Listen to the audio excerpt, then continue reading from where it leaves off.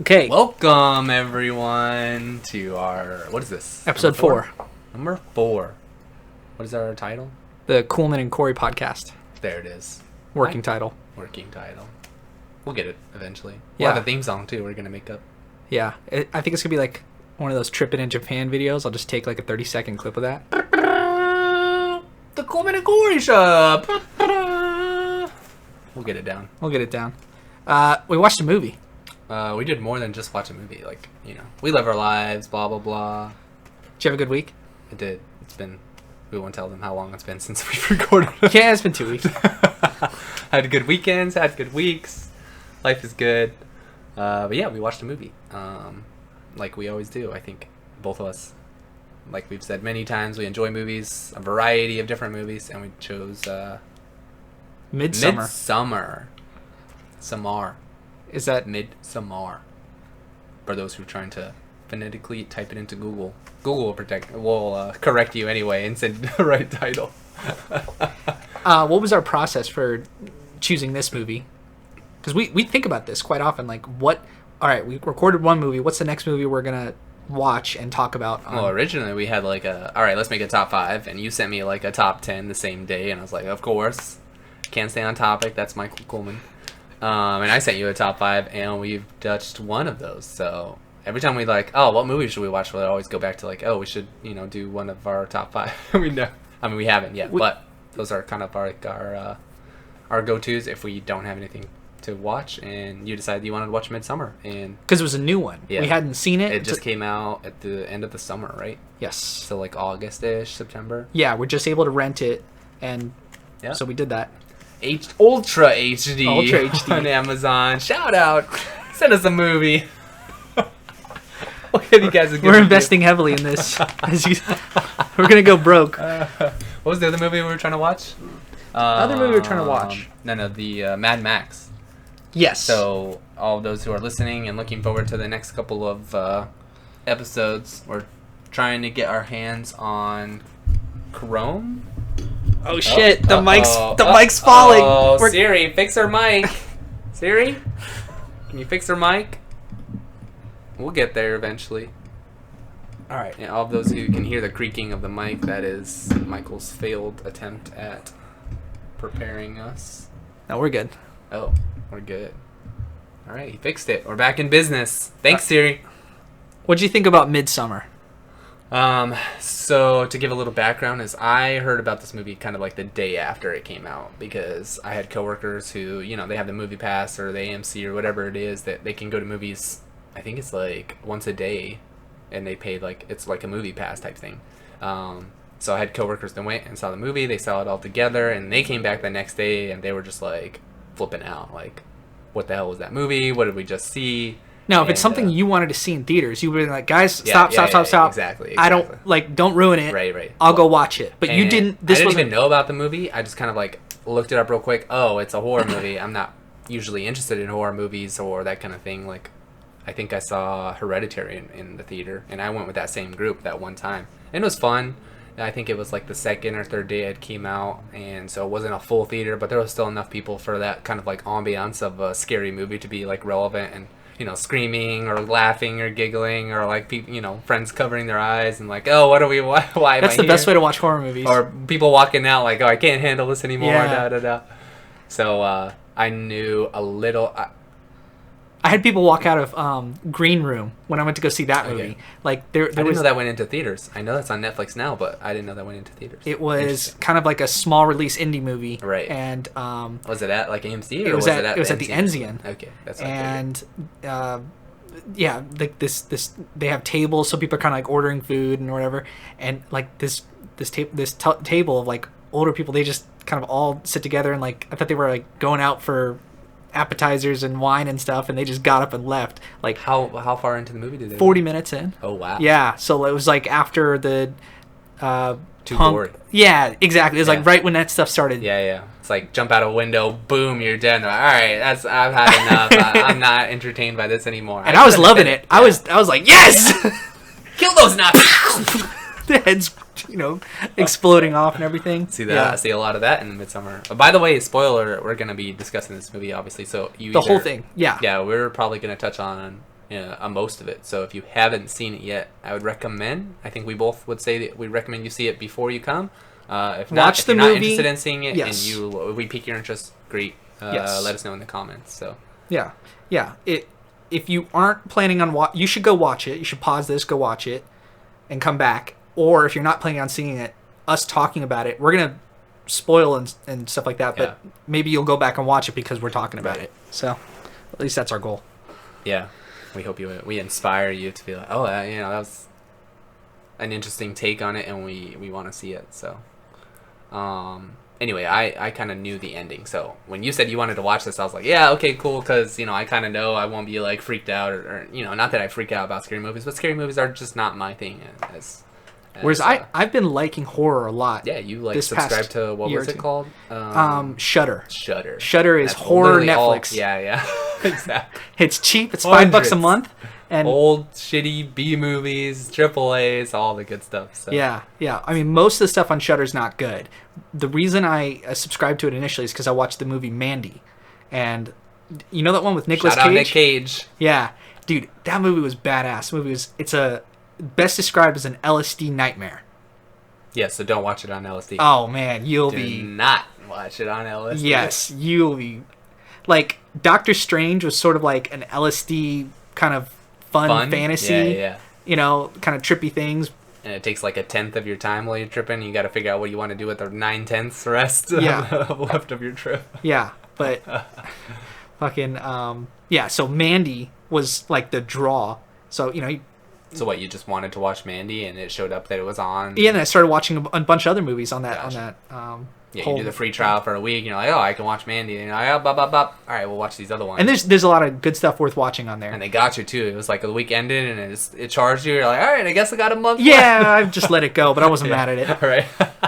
Not going to miss the $3 that it cost. So you weren't too excited to go watch Mandy, and Art watched it. I eventually watched it because I knew what was coming. So I was kind of like, it piqued my interest enough, but I wasn't going to pay to see. But pay to watch. I hear you. Yeah, you're going to wait for it. Yeah, Redbox for $1.50.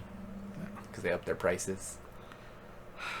It's like Blockbuster all over again. It's still worth it though. It's fun going out getting a movie for $1.50. Just kidding. Sit at home. Especially when you can rent Blu-rays. You're like, yes, please. And thank you. A lot of times they'll throw in like a free game deal, and so like I'll pick up a game that I have no intention of playing through.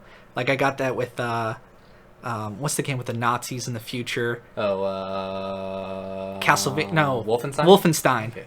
And I just played that for like 6 hours on easy, just zoning out. Still didn't get any progress. No, I got through like a couple chapters. Oh, okay. Yeah. Was it worth it? For the free... Oh, okay. Of course, yeah. I guess anything's going to be worth it for free, even if it's just like, scratch this game off the list, I'm not interested, or maybe in the future. When if they do it again, I'm going to get the game again and play it for... Gotcha. Are you subscribed to their like Redbox alerts? Because I get like alerts all the time that's like, hey, rent a movie for this, get a free game. No. So I get those texts. So. No, that's a good idea. Maybe I should. I didn't know you were interested in that, so I'll let you know next time. So. All right, cool. Yeah. I would have liked to see this in theaters. I don't know why I didn't. Just other stuff going on, but because I saw kind of under the radar too. It's like it was a little bit like Green Room. We're not, unless you're like a horror like fanatic and you're like paying attention, keeping your ear to the ground. You probably wouldn't. I really liked Hereditary, which is the same director Ari Aster, and he did like he blew it out of the water with Hereditary. Hereditary was an awesome movie. It was scary. It was freaky. Good imagery. The ending's insane. I mean, I had chills on my back watching that movie for probably half the movie. Just like, So that made me excited for this one. Gotcha. Yeah. Yeah. If you have a good repertoire and you're gonna make a new movie, then you're gonna be excited about it, especially if you enjoyed the first one. Yeah. This all being said, overall my impression was like a 4 out of 5 movie. For Midsommar. Hereditary was pretty good. I don't think it's 5 good. I would give it a 5, and I'm not a horror fan. I'd have to rewatch it, but right now in my brain it's 4. For Hereditary, when he's driving down the road and his sister dies, I was like, oh my god, we are in for a ride, and I was strapped in, ready to go. So that movie went dark. Yeah, real quick. Yeah. It was her debut, right? The daughter, his sister. I don't know. The little kid. The star is the mom or her son? Her son, right? In 'Cause we follow him all the Hereditary, time. it was kind of the son, and the little girl. Yeah, it was his sister. Okay. Yeah, I'll refer to him but as she his wasn't son. like a main character. She ended up being the most important character. Right.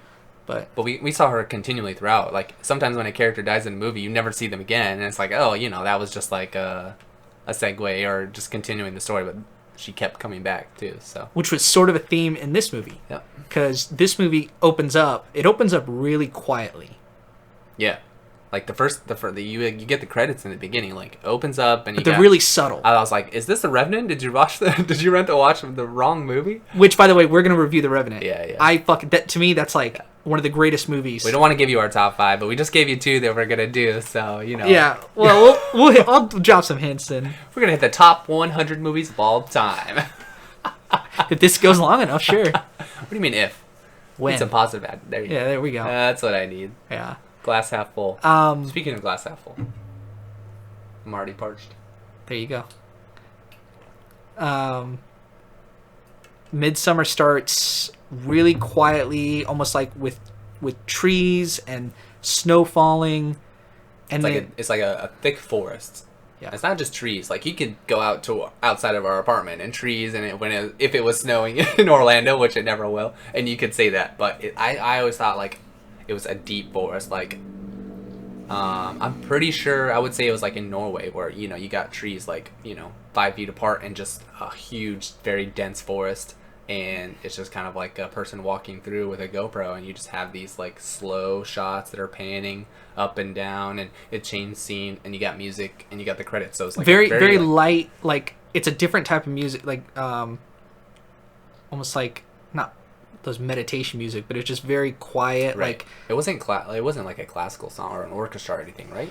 I don't remember now. no, but it was like slow violin type thing, and then we get a jump scare. Yeah, right away. Yeah. You're like, oh, here we go. But it was an auditory jump scare. Right. And what changed is they went from showing all this forest to the city, or like a small town. Right. And like a helicopter view or a cliff view of a sprawling city in the snow, At of course, night. in the winter at night, and a phone ringing. Yeah. And Yeah. it was like an abrupt phone ring. It's not just like. It was like one of those. It was like, singing, yeah, exactly. Yeah. And it, like you said, Jerks an you audio out, jump yeah, scare. yeah. You're like, oh, okay, all right, pay attention. And I always love that about movies, especially in theaters, because you're like people on the phones getting settled in their seat. Let me open my package of candy, blah blah, and then boom, everyone looks at the screen instantly. It's just You're like, boom, snapped to attention. and then it keeps doing it. Yes. Rang again, got closer. I like that. I liked how they did that cinematography of like, all right, pan over the city, and then every time the phone would ring, which is like a normal ring, your phone goes, and then like 2 or 3 seconds, and then, and every time it do that, it would zoom in closer on, what it wanted you to focus on. Yes. It's perfect framing. The beginning of kind of a pre-beginning intro into the intro of the movie, and it's jarring and. Grabs your attention. Grabs your Hey, attention. We're starting I've now. referenced this before, but like I'll probably reference it again because it was such a good. What's the guy that directed Whiplash? It was Chaz. I don't Something. remember his last name. But he did La La Land and Whiplash, and I was watching a director's cut of Whiplash, and he says so many directors waste their opening, waste their intro. Have I spoken about this I before? remember you telling me this, yes. Yeah. I don't think you've said it on the podcast, so. Yeah, so he just said, like, you gotta be doing something with your opening that either paints the theme or it tells you what you're about to show the audience for the rest of the movie. And this was kind of the opposite. What was it? Damien Chazelle. Chaz. Whatever. Close. Yeah. You got 4. He's four, great. I think 12 he's like letters. under 30. I mean, he's like hitting it out of the park. Right. Yeah, all just like great movies. He's made 2 looking movies forward so to far. the rest of his repertoire. Yes. Yeah. If Whiplash is going to be your first movie ever. He's 35 or he's 34. 34. Yep. Okay, so a couple years ago when he made La La Land, what was he, 31? Is that movie 3 years old? Yeah. So that's pretty good for. He's got an Academy Award. He's got a Golden Globe. Very successful. Killing it. Not just from like the viewer standpoint, like also critics as well. Yes, so. yeah, he's which is important because we can talk bullshit all we want and recommend movies, but he's got the awards to back it up. Exactly. He's got the recognition, right? And they're gonna like if he asks to do a budget for a next movie, they're gonna give it to him. Yep. And so what can he do with Whiplash, which was he's got the resume now. Whiplash was it was like it might have been a $16 million movie or something like that. It was very, very cheap, right? And it grossed a lot. And then La La Land, you could tell, was a huge picture, and that one was awesome too. Do you think musicals like that are always going to be kind of big budget? Obviously, this one is kind of separate, where they got like specific lighting and scenes, and a whole house of people dancing on a pool. I think it's very much an art movie, and music and art and the way the picture has to be directed should always be kind of, I don't want to say big budget, but very perfected, like well choreographed. Right. You don't want anyone like off sync, or you're gonna do multiple takes until you get it exactly perfect. And especially in a movie like that, where musicals are supposed to be very tempo based, and hey, make sure everything is exactly right, because like any musical piece, whether it's a choir or an orchestra, you're gonna hear someone mess up usually. Not all the time. So you want it to be perfect. As a singer myself, and listening to the directors for choirs and stuff like that, hey, you guys, we want you to be perfect, but when it comes down to the performance, if anyone messes up, show must go on, keep on going. Well, it's not that. It's like most people are not going to notice, or especially for a piano recital. Like sure. If you mess up your song, unless a person wrote the music or is hyper familiar with it, they're not going to know that you messed up. So just keep going, like just do it. But in a movie is different because you don't want people to see that mistake or whatever. Yeah. That sort of reminds me of Midsommar later on in the movie, when they get to Sweden and the extras pop up a lot. Right. And there's kind of maybe a dedicated 100 or so extras, maybe 80. I would say 50. 50 extras. 50 were sitting at that table. And that was kind of all they used. Yeah. And the way the extras, even with no lines, just the way they acted and the way they all worked together, almost every scene, I mean, I was watching, I was like, is one of these extras going to do something weird or smile or break character or and nothing. Yeah. They all hit it on point. Yeah. So I don't know how that's really hard to do. That's true. I wonder if the assistant director is kind of in charge of those people, or is the director like, hey, this is what I want from you, and I'm going to keep an eye on you as well, because these stars, they know what I trust them to know what they're doing, and we're going to have to retake because you fuckers in the background aren't dancing correctly, or Which is funny, because most of those, I feel like most of those extras, I wonder how much info they get when they like audition for those extra spots and be like, all right, you're going to be dancing like an idiot. Try not to laugh, blah, blah, blah. Yeah. Like, most of the time I was thinking like, these extras, they must be thinking like, what the fuck am I doing? Yeah, because they get paid like $700 a day, or to show up for 3 days or whatever. Right. I don't know exactly how it works, but yeah, it was noticeably like really high par. Like, because I remember one time I was watching Spider-Man, like huge big budget Spider-Man from the one with the jockey, the 2002 Spider-Man, 2003 Spider-Man. The jockey.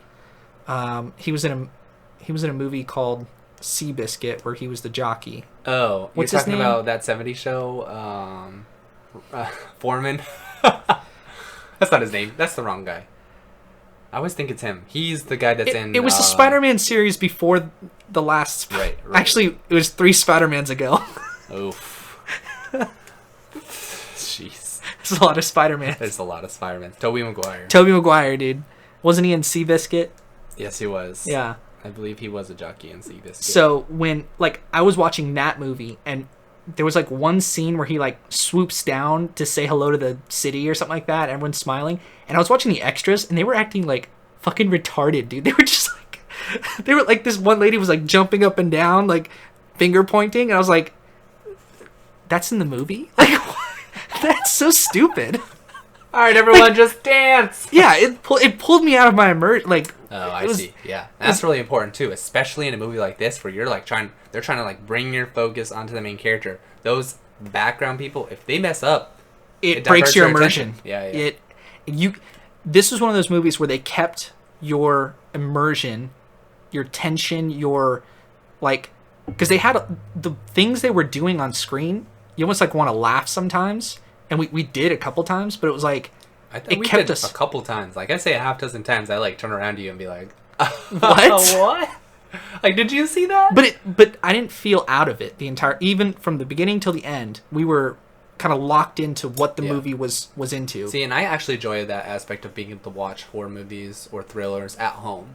Because sometimes when you're in the theater, you're going to get someone, whipping up their phone, or people crackling their candy, or, popcorn, or getting up in or the laughing at the wrong spots. I don't like that. Yeah, that's fucking annoying. People who are not immersed in the experience, it's tough. Where, you go see, like, Avengers or something like that. That's fun because you have that ambiance of people, excited. Yeah. Like, get up and clap when Thanos shows up and gets his head cut off. Sorry, spoiler. My bad. Everyone's seen Endgame at this point. You better have. Yeah. If you haven't, get out of here. Move out of your rock, dude. I'll give you some money so you can get a box or something at least. Come over and watch it with me. I haven't seen it again or something.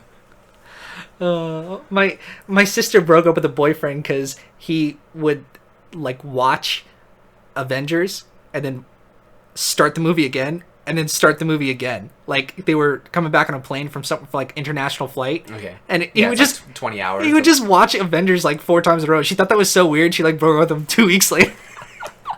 We don't have to go into names or anything, but it's just like that was the reason she cited that as. I'm sure it wasn't the number one reason. No, but it was like of course 2 or 3, pretty close to the top. Oh, bro. We were like, dude, what? I mean, if you don't have anything else better to watch, That's what I'm saying. I would have done that probably. I would have done something like I have done stuff like that. Maybe not. I probably would have like forced myself to watch a movie that literally I hadn't watched 2 minutes ago. Like. Hit the restart button? No, I'm not gonna. Dude, the I did first that for time, music, not for movies. Yeah, you listen to the same song again and again and again. Yeah. I feel like most people do that. It's like you find a favorite song. All right, I'm gonna put this song on repeat. It's 8 staying on my times. top date list. All right, I'm sick of it. On to the next one. Yeah. Go for you, it's I walk in and you're constantly playing Ariana Grande. Yeah, buddy. It's my future wife. You got a crush on her or something? Cause Don't Call Me Angel. Like I've heard that 100 times. I listened to her last album at least.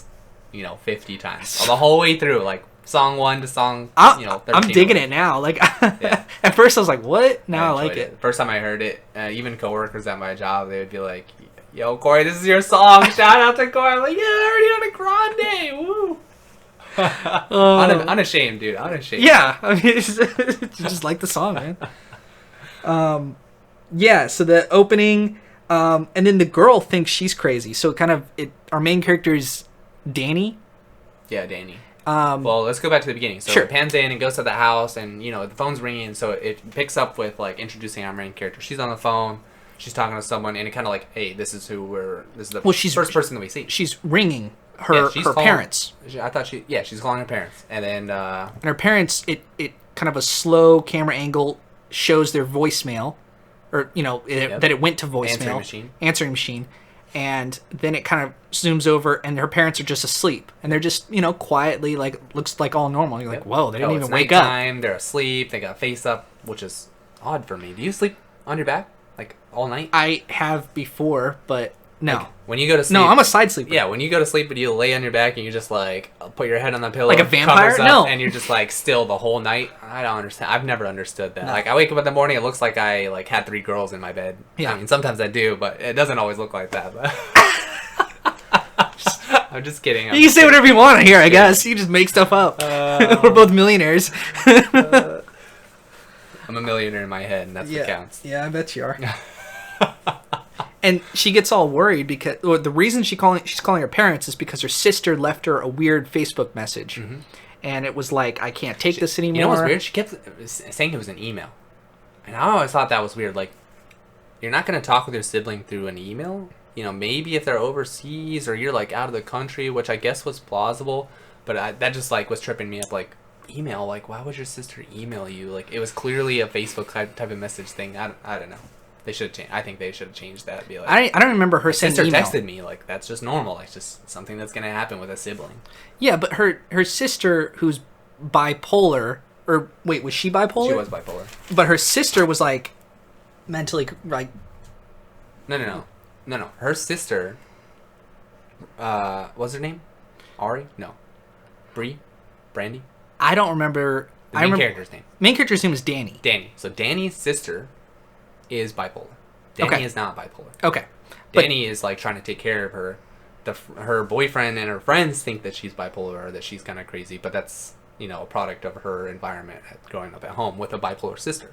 Now, Dani, our main character, is very nervous. Like she's. Yeah. I mean, as anyone be, you know, you're worried about your sister. Well, she was taking Ativan. What is that? So you recognized it when in the movie you saw her take a medicine while she was on the phone with whoever she was talking to, and you saw her pop a pill, and it zoomed in on the prescription bottle, and you recognized what it was. I didn't recognize what it was, so educate me. Jolie is that's my girlfriend. That she's a nurse in the emergency department. That's like hardcore stuff they give to people who get Baker acted, which is a term here in Florida, which is like if you are suicidal or tell someone you're suicidal and they call the cops on you and you go to the emergency department, if you get all crazy to yourself or someone else, they Ativan and that knocks you out. So if you're taking like that's hardcore prescription, like I mean that's you got to get it from somewhere. Like you, interesting. All right, that adds a layer for rewatchability. Yeah, to recognize like, all right, what she's hardcore in her. So I mean, that's interesting that you thought that she was bipolar because she would be taking that medicine. So maybe she was, and that just was something that we were supposed to assume by seeing that prescription bottle. I knew it was hardcore, whatever she had, right. like her anxiety or whatever, because that's no joke of a drug. But yeah. So she takes that and she's all nervous because her sister left her like I can't take it anymore. Yeah, I can't take it anymore.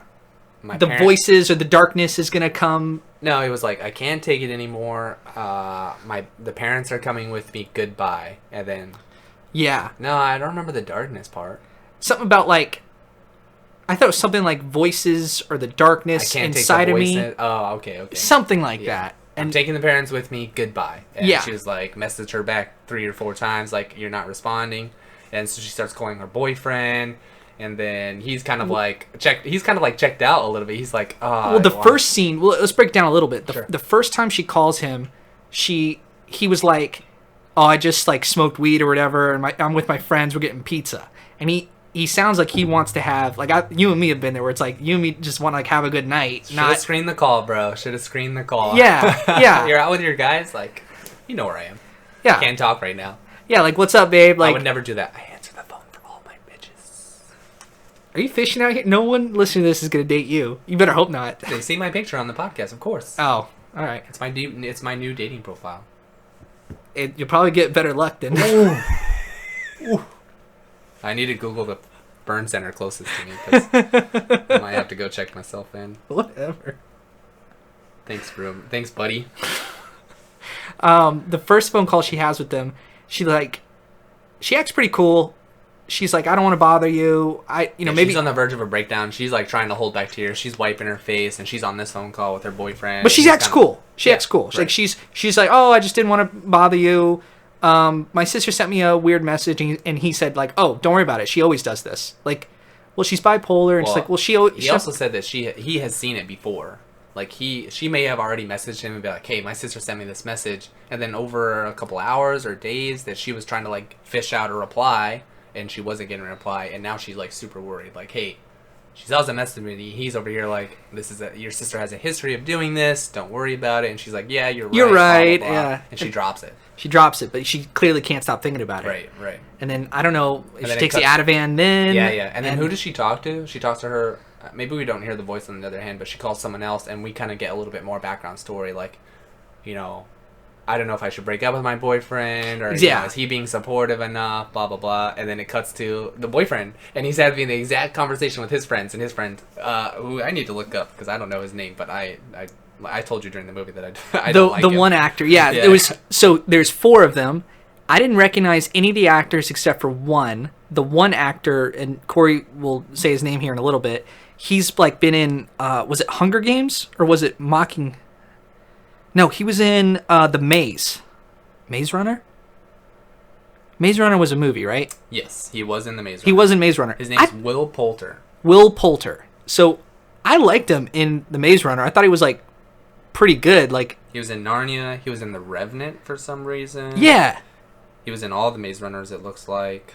He was in a TV show when he was growing up, and I just never... Dude, in this movie, insufferable. Yeah. Sucked. Like, played the part well, but he just was an awful character. Right. He's my least favorite character. And I was like, yeah, I don't hate him. I kind of like him or whatever, and you were like, dude, I don't like that actor. Yeah, he just has always rubbed me the wrong way. Yeah. He definitely rubbed me the wrong way. I mean, we got a few laughs out of his character, but Yeah. just never really enjoyed him. But he's the one telling, Dani's boyfriend, Dani. Say it 5 times, you remember her name, right? Yeah. He's telling her boyfriend. What's the boyfriend's name? Alex? I don't remember. Did you write it down? No, I don't write down names. Oh, what is his name? Christian. I should have known. I should have remembered that. His name was Christian? His name is Christian. Oh, that's kind Played of by interesting. Jack Raynor. Okay. Raynor? Jack Raynor from StarCraft? Yeah. Oh. It's not Jack. Jimmy Raynor in StarCraft 2. Jim Raynor. Jimmy is his full name. They call him Jim. His friends call him Jim. Hey, Jim. Jimmy. I just so don't care. Anyway, so Jack Raynor is played...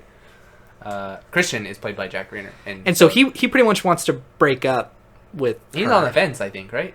And his friends are trying to convince him, kinda- like, dude, your girlfriend's crazy. He wants to, but he won't execute on Yeah, it. and they've been dating for what? About 4 years. 4 years. Is that 4 what years. they say when they get to the... Yeah, the only reason I remember that is because they get to Sweden later on, and they ask the other couple, and they'd been together for 2 years, and they were engaged.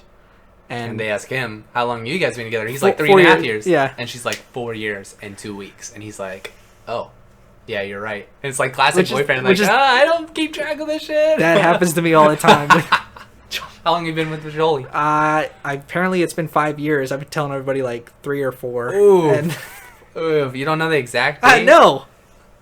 Ooh. Jolie, don't listen to this. No.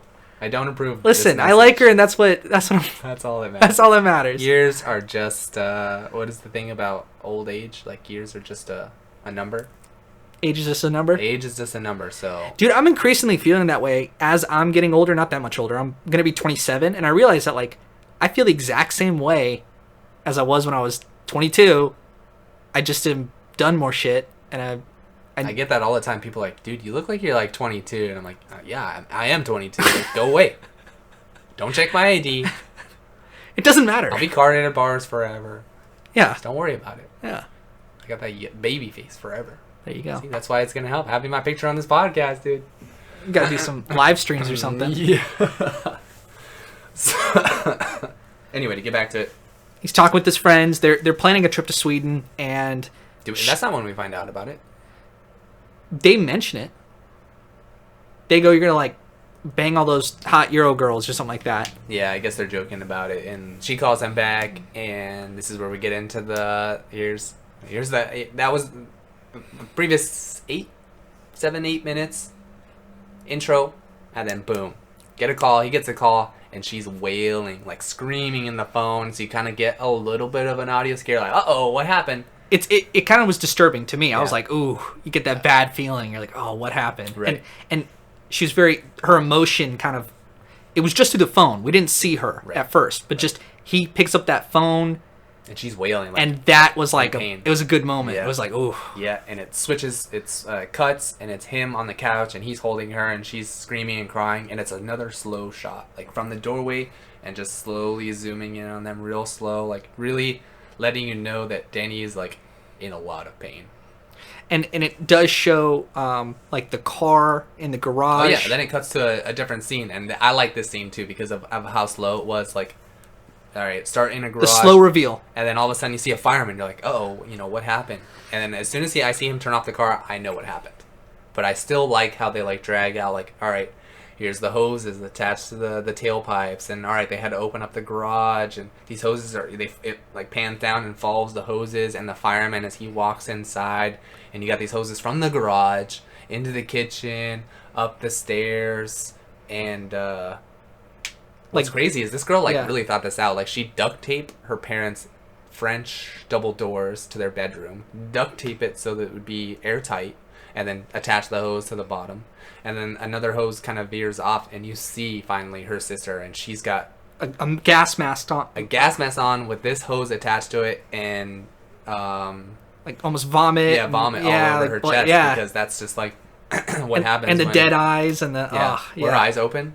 I I think they were, I think right? they And were. she was kind of like slouched down and just kind of like looking down. But again, it's a slow reveal, so Yeah. you're just seeing all this, and it's Right. going up, and Right. oh yeah, that, You're like, oh, okay, these hoses are, they must be like into a room or something. No, it's attached to your face. Like, that's kind of like jarring. Like, oh my god, that's like so intense. yeah. And then it kind of pans up, and you see the laptop behind her, and there's the whole message, and you kind of see the origins of, I'm taking parents with me, goodbye, and that was it. She literally typed that probably as the thing was attached to her face, and she like sat down and died. And then we also get a shot of the parents that them getting Yeah. zipped up, The fireman breaks that seal, shows it, and you see them and they're eerily like just like a like they haven't, like they're still sleeping. yes, Yeah. and they zip them up, and just I don't like dead bodies one bit. Like just seeing Never seen a dead body? I've been didn't we talk about this on? I swear we talked about this on the podcast. I've been to 3 funerals. Okay, Did we talk about that? I don't remember. Maybe it was outside. Probably. I've been to, like, I asked you how many funerals you've been to. I said think- one. One. I've been to 3, and they were all open Close friends. open casket. Oh yeah, I had said I'd never seen a dead body because I've been to Yeah. funerals, but never an open casket. Or if I had, I was too young that it just didn't Yeah, stuck in my memory. yeah. There was one Distant family. Or where type. like it was a family friend, and like we went to go see him, and this guy was in his 40s, and like we had to go up and pay our respects as a family, and I was like too young, and I was like I might have been, I wasn't too young, I was old enough. I was probably 13 or 14, and it's just weird seeing, like, I just didn't like it. I didn't like it one bit. Yeah. The makeup, and he's in a suit, and As you get older, you realize like the type of process that someone has to go through after they've lost a loved one. You got to get this person ready to be able to be seen in an open casket. Like, you got to dress them up and make sure they look, as best as they can before, you close it up and kind of put them in the ground. Yeah. So I always think that you don't recognize that as a young kid of like what the process is in order for that. Oh, they just died like that. That's how he died on, sleeping Yeah. in his suit, and they just put him right into the coffin. yeah, we definitely dress death up a Yeah. little bit. Yeah. Like, I mean, it is a celebration of life. Like, that's what a funeral is. A celebration of this person's life. Like, Yeah. everyone remembers type of thing. yeah, but we're all uncomfortable with it. Sure. In our culture, we don't. Death is the most scary thing to me. Like, I said the dark the other day just to kind of, like, trigger people and see what they would say. Oh, you scared? You sleep with a nightlight? No. I just don't like dark. But, I'm never going to say that you're scared of death is kind of, like, so deep. It's like, whoa, are you on acid? Or are you tripping right now? Like, why you got to get so deep? That's so dark. Like, it's not something you can just, like, bring up casually. I listened to a podcast with a guy talking about death recently. Like, his whole thing is, his job is to sit with people while they're in hospice care as they're dying, and he's like, there's definitely, as I've learned, correct ways to die and incorrect ways to die. And the correct ways to die is to talk with the person, and most people have a list of like their bucket list. If I want to travel to all like the 7 highest mountains in each continent, it's like people say that, but that's not really what they want. Really, the people's bucket list is, I want to repair a relationship with my sister, or I want to The true meaning. yeah, I always wanted to see the beach with my loved one, or like one last time, or in this certain place, or I wanted to fix things, and I wanted to shoot a hole in one, or like, achievable things that you can Right. do at the end of your life, Right. and doing them, it's kind of the cathartic experience of, Yeah. and so preparing to die is what living is, Yeah. and once you've done everything, you're okay to go, Right. and And it's important, too, to set those kind of goals. Achievable goals, and sort of, like, set the bar really high, and you just kind of work your way. but your in. subconscious works within achievable goals. Right. Like, what you really want, Right. what you say is not indicative of what you want most of the time. What you want is like logical, reasonable, rational most of the time. And people don't deep down inside want impossible things. Right. Yeah, and most of it's not I want money. a girlfriend. That seems to be pretty impossible. No, see, you just want to get laid. See, that's your... No, I do not want... I mean, sure, that's like an added benefit, but... You would say no to that part? Yeah. I mean, I wouldn't say no. A nice gentleman. Not until the 3rd date. Because I am old school, I guess. Yeah. Anyway, back to vomit on someone's shirt after they kill themselves. Back to the horror movie. We were trying to spread positivity. All right, people are dying. And then just to wrap up the intro, they go from the parents' room, all one continuous shot outside the window, Either she was crying, I don't remember, but it goes back to that classic music. Not classical music, but it goes back to that soft music, and the snow's coming down, and they just barely show Midsommar. Yeah. You know. And they do all the credits, like, here's all the main actors, Midsommar, and then what? It cuts to... I don't remember, actually. I remember it being sunny. Like, the rest of the movie, pretty much from here on out, is, like, sunny and, like, very bright colored. Oh, I think it's Dani sleeping, right? It's, like, in her room. Yeah. She, like, wakes up, or it pans over her, and you think she's sleeping, but her eyes are wide awake. Like, yeah. How is someone going to sleep after they just found out their parents and their sister...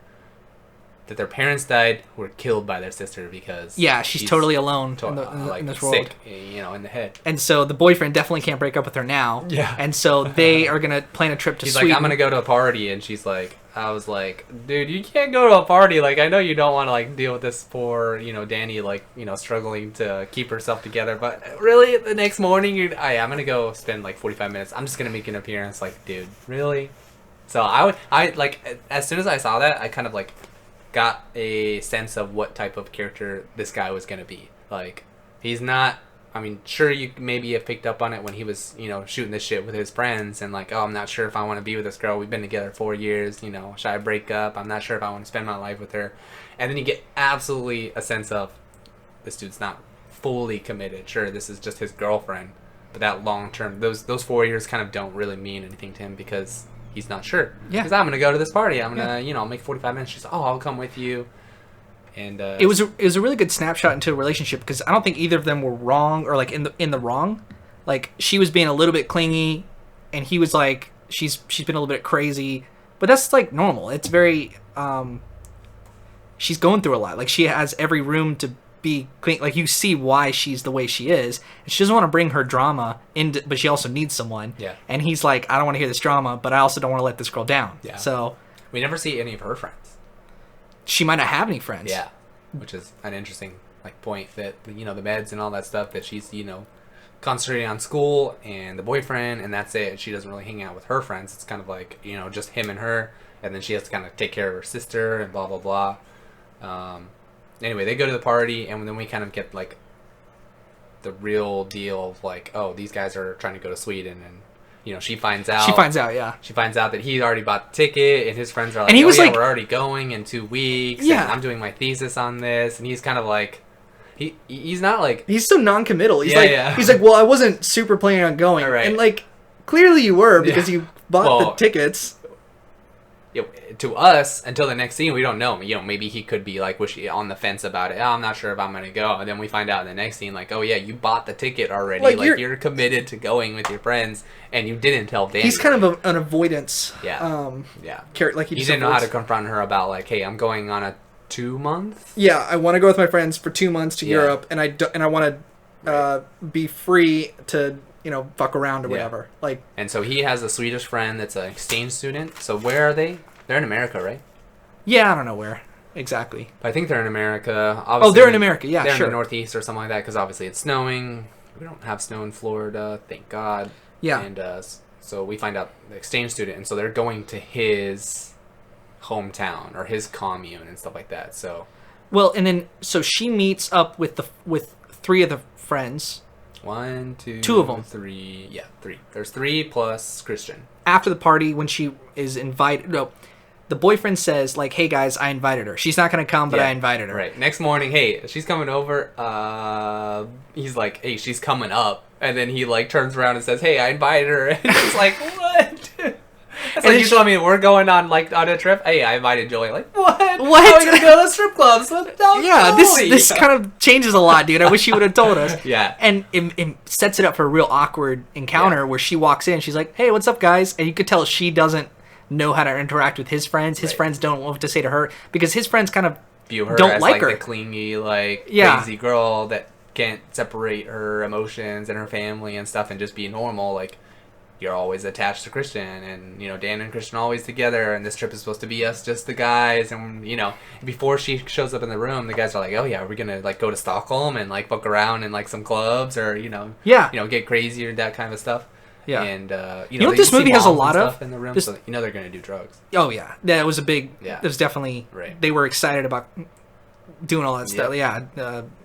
What was foreshadowed is like a lot of pictures in the background, and so backing up a little bit in that first phone call when they were all sitting around, and she first calls the boyfriend, and we cut to the boyfriend. He's in a pizza parlor. Right? He's in a pizza place or whatever, and his friends are just hanging out, and in the background there's a picture of a famous picture of like this one lady in like the 50s. They're both dressed up in a nice dinner, and it's like a famous thing. I think it might have been Marilyn Monroe was standing over, and like her cleavage was kind of like coming out a little bit, and this lady was sitting there kind of like looking up, staring at her tits, like with kind of a judgment face. You know what I'm talking about? That famous picture? I didn't it was right above Christian when he was sitting there and he was on the phone call around his friends. Behind him, a picture of this. Okay. And it's a famous picture where I don't know who the lady is sitting down, but she's staring up judgmentally at like this blonde bimbo leaning over, and capturing that jealousy. It sexual themes, jealousy, judgment, like. And this was above Christian, where the boyfriend, where he was. Yeah. That's a good catch, because I wouldn't have got on that. And this director, he puts everything for a reason. Yeah, this is here so that you can get a glimpse, or you can see and foreshadowing. Very much later on throughout the movie, they show lots of tapestries or small books or paintings and stuff, and all those wallpaper. Yeah, all the creepy stuff that you said you wanted to put in your room, whatever. Yeah, it was like mahjong on the wall, dude. It kind of like was hieroglyphics, but like ancient Vikings. And they showed everything, and like it's kind of show don't tell, and most of that stuff ends up happening later on in the movie. Right. Okay, so his friends don't like Dani, but yet she's invited, and then so she gets up into the room, and his friends they're talking, and then she's like, "Yeah, I'm gonna go," and then his friend, the one that we don't like, I can't remember his name. Will Posner. Yeah, Will Poulter plays Mark. So Mark is like, "Yo, Christian, can I talk to you?" And they go back into the room. I was like, "Oh, this guy's like, what? Why are you bringing you? What? Hey, what the hell, dude? 10 seconds ago, you're gonna tell me your girlfriend's coming, and then she's not coming, and then she literally says, "Yeah, I'm gonna go with you guys if I'm not intruding." So you can tell he's mad. Like, dude, why are you bringing this girl?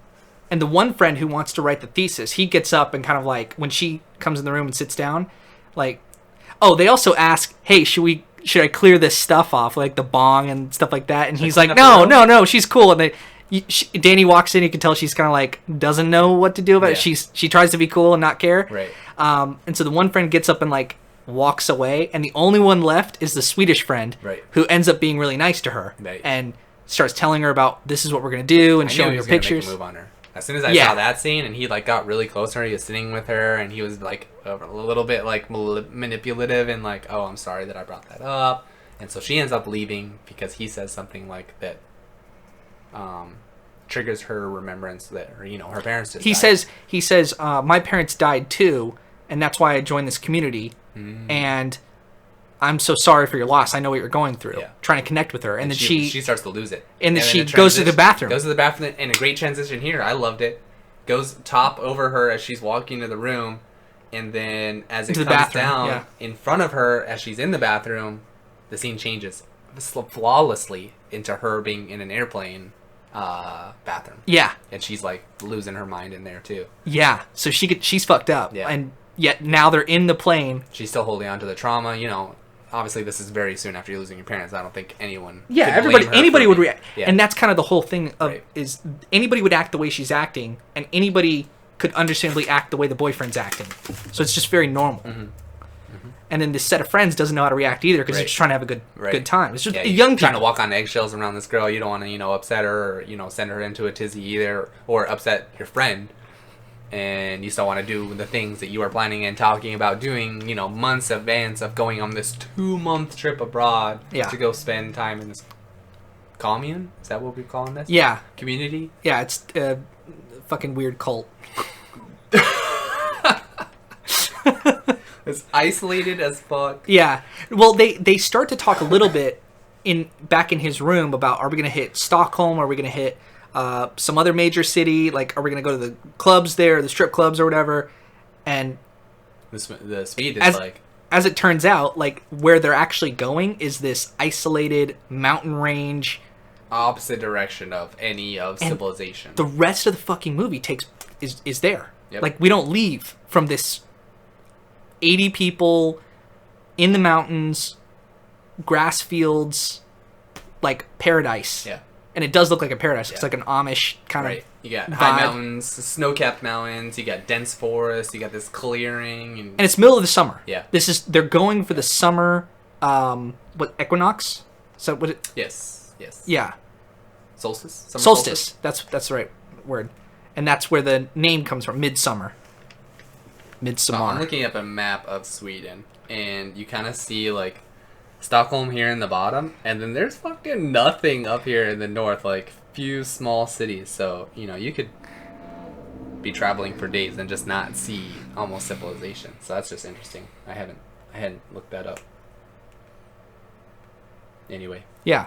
And before they even show up, well, I mean, like before they even enter into the commune properly, like they're kind of in the fields, the grass, and the Swedish friend is like, he's back home and he starts saying hi to people. He says hi to his brother. We meet his brother. We meet a few of his friends, and instantly they like introduce everybody. And someone whips out some mushrooms. Like, oh, boy, okay, I guess we're going there. Yeah, I thought it might be like they were gonna pack something up. Like, no, Yeah. these are mushrooms, and everyone's like, oh yeah, gimme.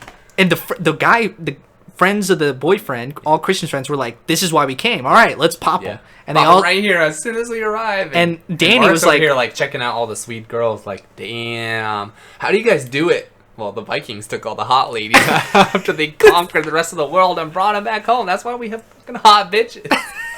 I don't know how true that is, but It's definitely true. okay. I missed that history Corey's lesson. stamp of approval on that fact. All right, good. That's why Sweden. That's why Corey has his PhD in history, just by the way. So listen to everything he has Nordic to, history, and dude. physics. I know exactly why the Vikings. Or I know exactly why. What is that area called? Norway, You're the history. Norway, Finland, Iceland. Nordic. I think it's Nordic. It's not the Netherlands because the Netherlands is a country, but there's some way that you refer to that whole kind of like archipelago. I don't even think it's an archipelago. I don't think it's that either. It is because it's It's surrounded a by bunch- water except on one side, right? It's just Northern Europe. Isn't it the Nordic countries? Yeah, the Nordic countries probably. Norway, Sweden, Finland. Anyway, like that whole area, yeah, the Vikings just came in and plundered all the coastal cities, All these tall ass Vikings. killed all the guys, took the women as prisoners, raped everybody. yeah, and then took them back home as prizes. And look, we got all the hot ones type thing. And then you get back to Finland or Sweden with the actual Viking Which is women. so funny because they're so chill now. Like, they're the most relaxed.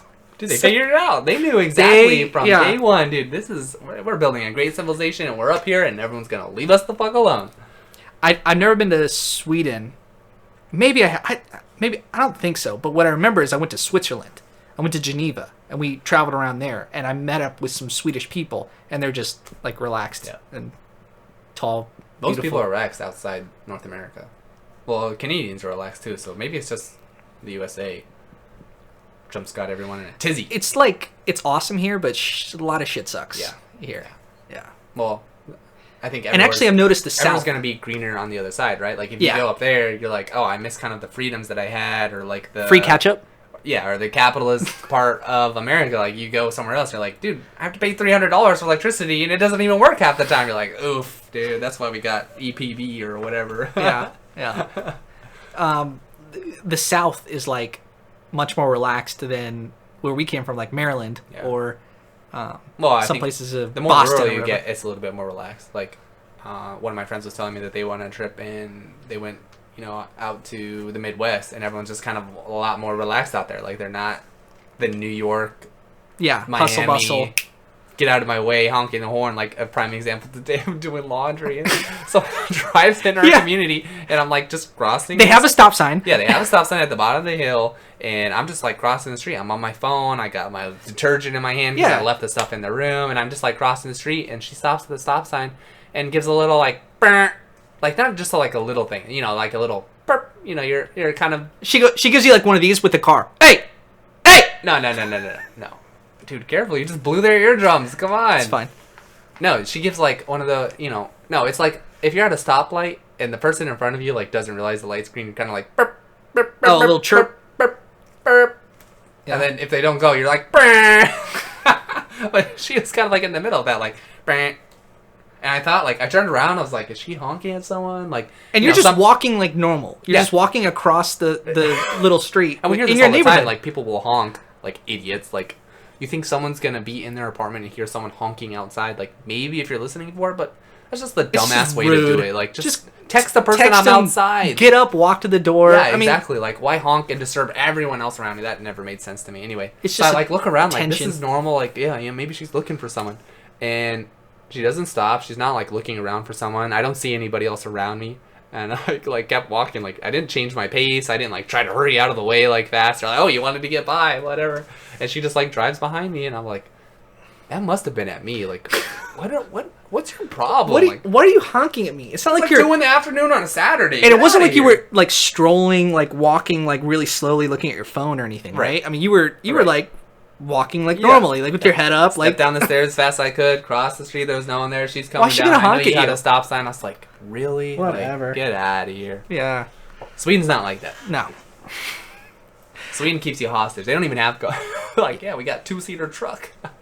And so at that point, Dani's like, oh no, I'm fine. The rest of you can like take it. And there's some confusion whether the boyfriend's going to take it because he wants to take it. Yeah, they're all grouped together and they bring out the mushrooms. Everyone's like, yeah, give and me, everyone's give me. like, yeah, this is cool. All right. The girl's like, obviously in her mental state, she's like, I'm not in a good spot to be like tripping right now. So I'm gonna take a break. And Christian's like, all right, well I'll break with her. And Mark's over here like, I thought we were all gonna do it together. Yeah, like we can't go like a normal tripper or someone who's done mushrooms a lot. You're gonna know, like, if you start your trip at a different time, you're gonna start. We should all be on this experience together. Right. This is what we. Well, it's because if you do mushrooms and someone starts an hour later, they're gonna be in a different spot at different times. They can't join you and kind of like drive. It's like, syncing up your periods. You can't just like jump into the house and expect your period to be like ready to go right away. So, like, mushrooms is kind of the same dumb, thing. dude. Put in the comments that's valid. If that's valid, I need some validation on that point. Dumb. Anyway, so Christian convinces her, or she kind of convinces herself. She like gets peer pressured it's by fine. her friend. She's like, yeah, I guess I'll do it. I'll do it. Whatever. Could have ended the movie right here. They're like, all right, that's it. Everyone took mushrooms, and we can just do whatever the fuck else we want with this movie. So my theory is that it was at this point. From that point on, is kind of just like the rest of the movie is the details. A bad trip, right? Yeah. Where the worst things that happen as the movie goes on probably didn't happen. I don't think I'm convinced by that yet. I think the rest of the movie did happen in the universe reality of the movie. But that's an interesting thought because she ends up she does take a tea of mushrooms, and so they're all tripping. It's almost more potent because as mushrooms, like if you eat actual physical mushrooms, they have to go into your stomach, they have to digest. All right, now it's getting into your system. Usually people who do mushrooms, it's like, all right, give it an hour or two, and then you'll start feeling it. But if you drink something, that like is much easier to like get into your system. Yeah. So, they all start at the same time anyway, regardless. And so it cuts to them on a hill, on a grassy knoll with a tree, and everyone was just kind of hanging out. And this is where we get fucking Mark at his... What was the word? Most insufferableness. Insufferable amount. But it was funny at the same time. It was funny. So, he's it like, gave you a little bit of laugh. He's like, tripping. I'm gonna lie down, guys. I'm gonna lie down. Can you guys lie down with me? Can you guys just do it? And like, it's like, shut the fuck up and just relax, dude. Like, just the rest. He's just a jarring presence in the rest of us trying to have a good time. Everyone's just like relaxed, and then on this grassy knoll with this clear blue skies above them. Yeah. They're just kind of like. And the trees are moving, and she cuts to Dani, and you see Dani's point of view, and she looks up to the tree. But he says, guys, what time is it? It's like, it's 9 p.m. And because he's like, what? It's 9 p.m. It's still daytime. Is the sun never gonna go down? I don't like it, guys. I don't like this one bit. I'm gonna lay down. And then someone new comes over. I don't want anyone new. I can't handle it. I can't handle it. This is why I don't do drugs with other people, is because, especially if I don't know you, I don't want that type of like atmosphere. No. It's just not enjoyable. I can't even relax with people not on drugs around me that I don't know. I got to really get to know you and like before, and then we can maybe do something else that lowers our inhibitions with each other, and because we got that trust. Yeah. Like I don't really like. Well, it ends up being fun every time I do it. Like drinking with other people, I don't know. Like Yeah, but it ends up being fun. It's different. Like if you're drinking, you can like control like your drinking level. is totally different. You can I have agree. a few beers, get to your level, and just kind of like maintain, or you can go hardcore like I do and pass out at a party. Dude, the way you drink is so funny because you're not a big drinker until you drink. Practice, dude. I gotta start drinking like every weekend so I can start getting my level down. Yeah. I'm just a small, skinny dude, and So I always forget. The way Corey drinks is he pours it straight, and then you have like a can of soda. If I'm drinking liquor, yeah, I'll pour it straight and I'll have a chaser. And so you just down it like 2 shots. Yeah. Like in one swig. Right. And then you hit your chaser. And then you fill it up, would you say, like within 30 minutes or something like that? And then you take your next 2 shots. Oh, I don't do 2 shots at a time. Usually it's like a gulp, chase, 15 minutes, or, as time goes on, I don't nurse it like you would necessarily. Yeah, I'm nursing drinks. That's what I'm doing. You're just nursing and you just continuously drink, whereas I want to like get to that level and then just like stop drinking. But you don't. I don't have a good gauge of like getting to the level. I'm like, dude, I'm not drunk yet. I guess I gotta take more, and then I do it again. I just add this beer on top of it. Blah blah blah. And I never. And you get all fucking, of a sudden it rushes me, and I'm just like, yeah. You get crazy because you're funny because you're likable. So I still love you even when you're drunk. But you get fucking like so you start stumbling your words. You start like running around with your like arms raised up. You're like, fuck out. You start wrestling people. It's like, Corey, what are we gonna do with you? One of my first parties. This is a famous Corey story. I could hear this 100 more times. Let's go. I have picture proof, so I can validate this. Tell it. I don't know if you've already. First summer that I started drinking, I think I was 22, maybe 23, and working as a lifeguard. I'd been at this pool for 3 or 4 years, so I'm really good friends with everyone. And it's when I first started drinking because I have my own car. I can kind of do whatever I want. I don't have as much like restrictions now that I'm older. I'm out of the boarding academy as well, and I'm not in school. So we have this party for the summer, and we go out to this like rural house that's huge. This guy's a director of the county or something like that, and his kid works at the pool, so everyone's going over there. I'm like, oh yeah, all right, well I gotta go to the liquor store, let me buy this Malibu rum. And so I bring this whole bottle of Isn't Malibu that like 40 rum. proof? Like it's not even. It's not that bad. It's not that bad. And nowadays I don't drink that shit anymore. Like I just don't enjoy it. Like that coconut is just way too overwhelming. Anyway, so I bring this bottle, and long story short, I end up getting duct taped. my ankles are. You duct were taped so together. crazy. Yeah. They had to. Well, I think I smoked outside too. So we have this party and we're drinking jungle juice, and I'm just like, woo, going crazy, dude. I got this metabolism. I don't need to worry about it. You're just going crazy. Everyone else didn't care either, so it wasn't that big a deal. But after I smoked, then I was like going after my friends, like just like upstairs, like just running straight up running, tackling them. Yeah. That's so being ridiculous. So eventually, you got to the point like, all right, we got to calm Corey down. And so I wouldn't calm down. They tried to like put me in bed, and I just like kept getting out of bed and just like running around. I wasn't naked or anything. I wasn't, being lewd or rude. Do you remember this, or you just like black out? Like I don't even remember what's going on. I don't remember like after smoking. So I'm already drunk, and then I put the weed on top of it, and it's like, all right, that's what they called it. They call it brown out. Yeah. So I browned out, and I kind of like come to as I'm duct taped. Like, all right, this group of people partying. My hands are duct taped together. Like my wrists are duct taped together, like really close together. Not like what is it called? Handcuffs or whatever. It's not like handcuffs where you got a little bit of movement. It's like wrists stuck together, and my ankles are the same way. So on a wall. Yeah. No. That would have been bad. They just like kind of left me. They like had to like 3 people hold me down and tape my legs and tape my hands, and they just left me up there, dude. I don't see anyone else upstairs for like 30 minutes. And after a while, I like start to come to like, guys, hello.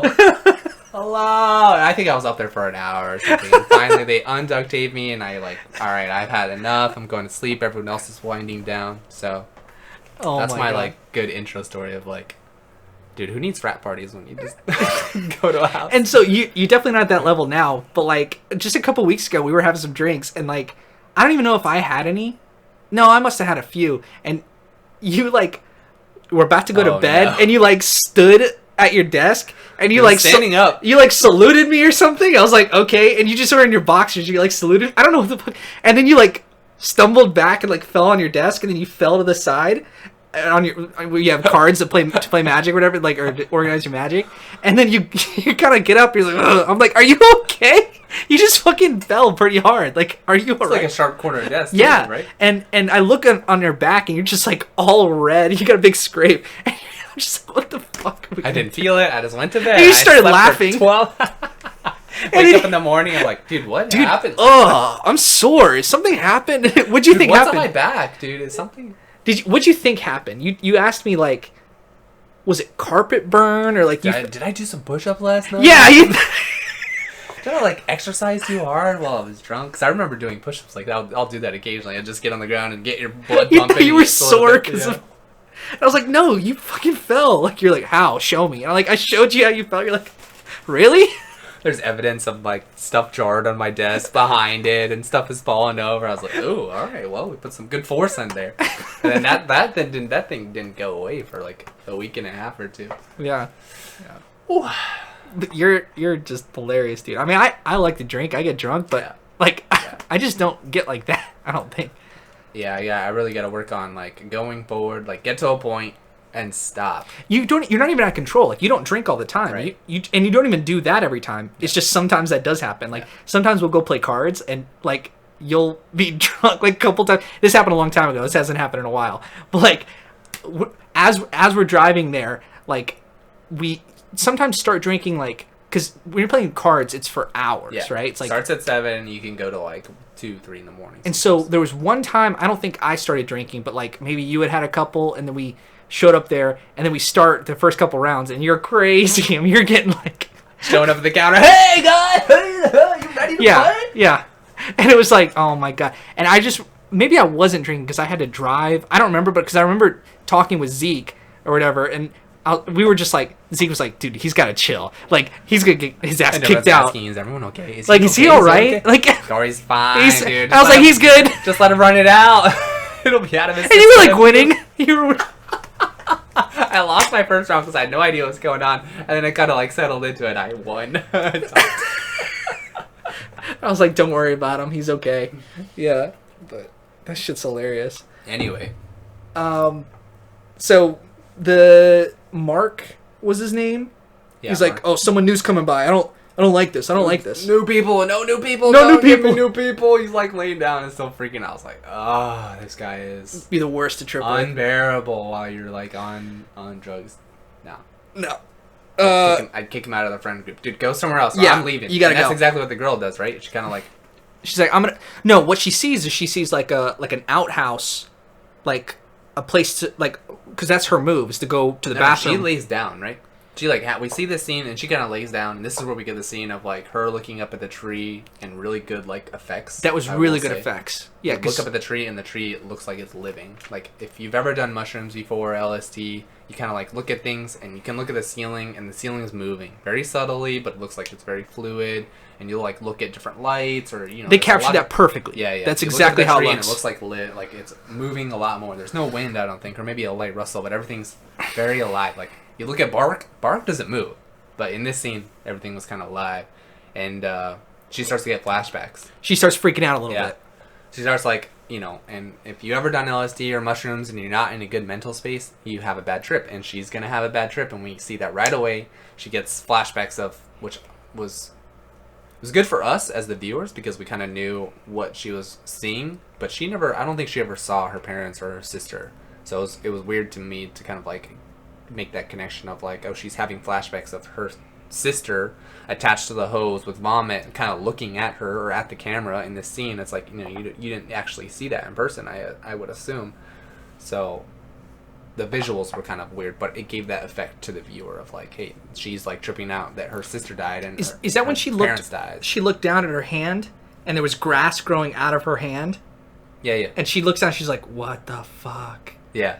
And then she kind of like lays down to kind of like hopefully trying to chill out. Yeah. And then she has the flashback and she closes her eyes and all of a sudden she has this thing, and after that she like gets up and then she sees the owl. Did you get that sinking feeling of like, oh shit? Like, because me as a viewer going like, you've taken drugs, you're in an unfamiliar place around people you don't know, you're meeting lots of people, and it's like kind of that awkward encounter of, hey, this is what are your names? And so that's always a little bit uncomfortable. And you take drugs immediately. And you've said no, and now it's kicking in, and you are flashing back exactly to the things you didn't want to think about. And so she kind of like I got that sense of dread, and I was like, oh shit, dude, I had this the is sense not of dread going. As soon as she was like, yeah, I'll join, and I was like, oh, But God. they did real well to capture that. Yeah. And so she gets up and she looks at the outhouse, like there's this place like a bathroom or whatever, but it's kind of a rickety It's an wooden. outhouse. Yeah, It's definitely a house. You But can tell before that it's that- small enough that it's not going to be a big room. Like, she's going over there. she gets up and walks over to a group of people, and this group of people is sitting in a field, kind of like a bunch of, they're dressed all in white. Yeah. These And are the Swedish- Pele's. These are Pele's, like...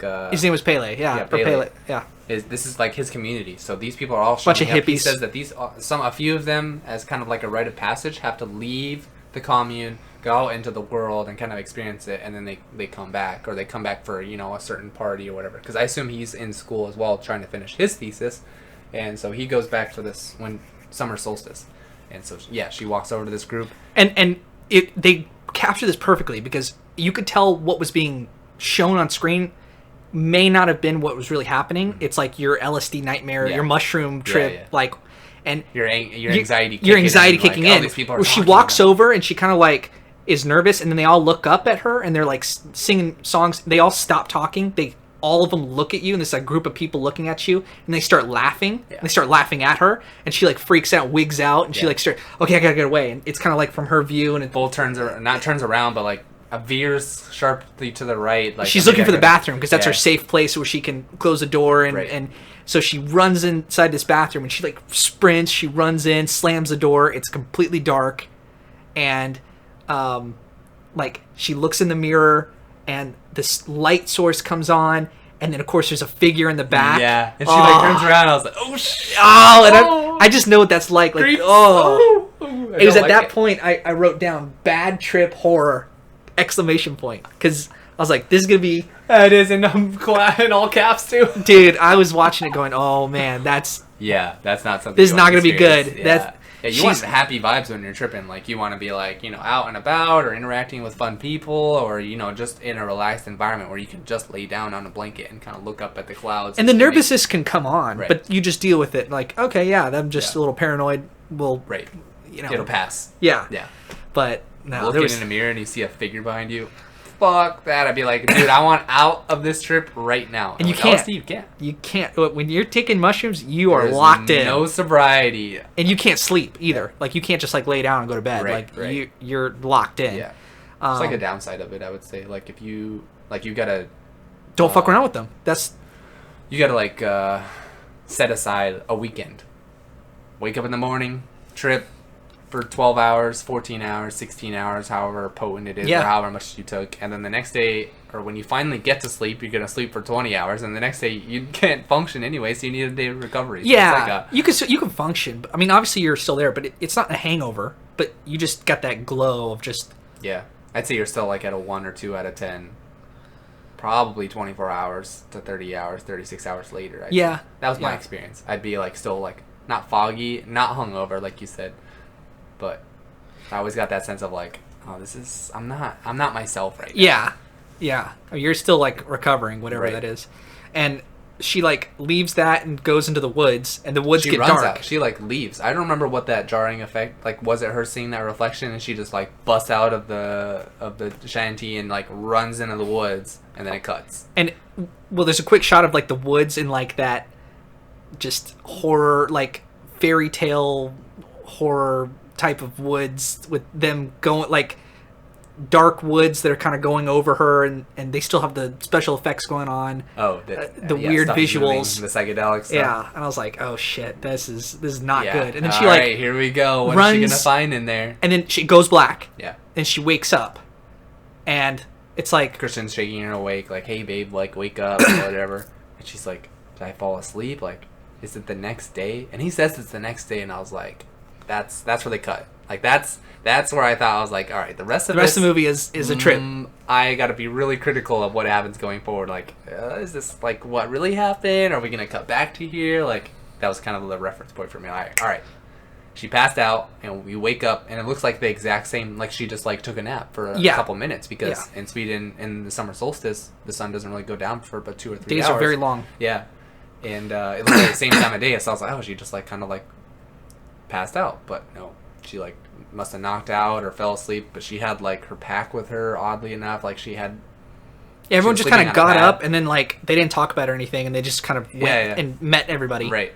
Yeah. I was like, dude, that seems odd. Seems like, odd. Something's off here, and they just like walk off. And but it worked within the movie. I don't think right. it broke down. Right. Like it transitioned wasn't well. A hole or anything in the. No. I wasn't jarring, and it wasn't like that's not it was a bad continuation or right. No. Right. It's like that haziness of after post trip where you just okay, what are we doing? We're getting up. We're meeting people. Okay.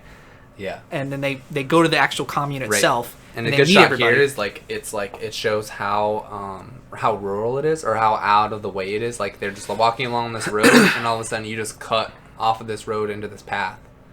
Like, to me, it was like kind of like so rural that you kind of like are that person who's at camp, and if you call the ambulance or the police, like they're gonna have a hard time finding it, because this is not a very well lit or very well designated area. Like, how are you going to find this area? And this comes into effect later. Yeah, which is a sense of like being on an island, like almost abandoned, hyper isolated. Yeah, extremely isolated. And they do a couple teasers or whatever that showing that their phones don't work. Yeah, try to look for service, and I don't have service. I can't Google this or Google that. Like very information, cabin in the woods esque. Yeah. And so they like get to this place, and you see the flowers on the ground as they're walking. And I thought that was interesting, because on a normal path that's walked, you're not going to have that type of like yellow flowers. But maybe in Sweden you do. So I thought that was like indicative of like, oh, this is like the golden road to wherever. Like this path that should be well worn, and it's like, nothing growing on a path like a path does in the wild. Sure. Like a deer path, the vegetation doesn't grow on the path, but you have flowers that the commune people are stepping over. And some of them are not. The guests. Yeah. That's interesting that you caught this. The guests were trampling on the flowers and the happiness a little bit. Right. But yeah, the rest of the commune was like carefully choosing where they were stepping in order to like not damage as much as they could. And I saw the commune people doing that. I'm not sure if the guests were purposely stepping on it or just not paying attention, or everyone was doing it. But I did notice a few people like Dani and Christian, I think, were just not. Mark certainly did not give a rat's ass about No, Mark is like walking through the field all like uncomfortable, like swatting like flies and stuff. He just doesn't. Are there bugs here? It's like, actually we have like a huge problem. Like people got syphilis or some diseases from ticks and stuff like that. He's like, are you fucking kidding me? Yeah, exactly. Yeah, just complaining.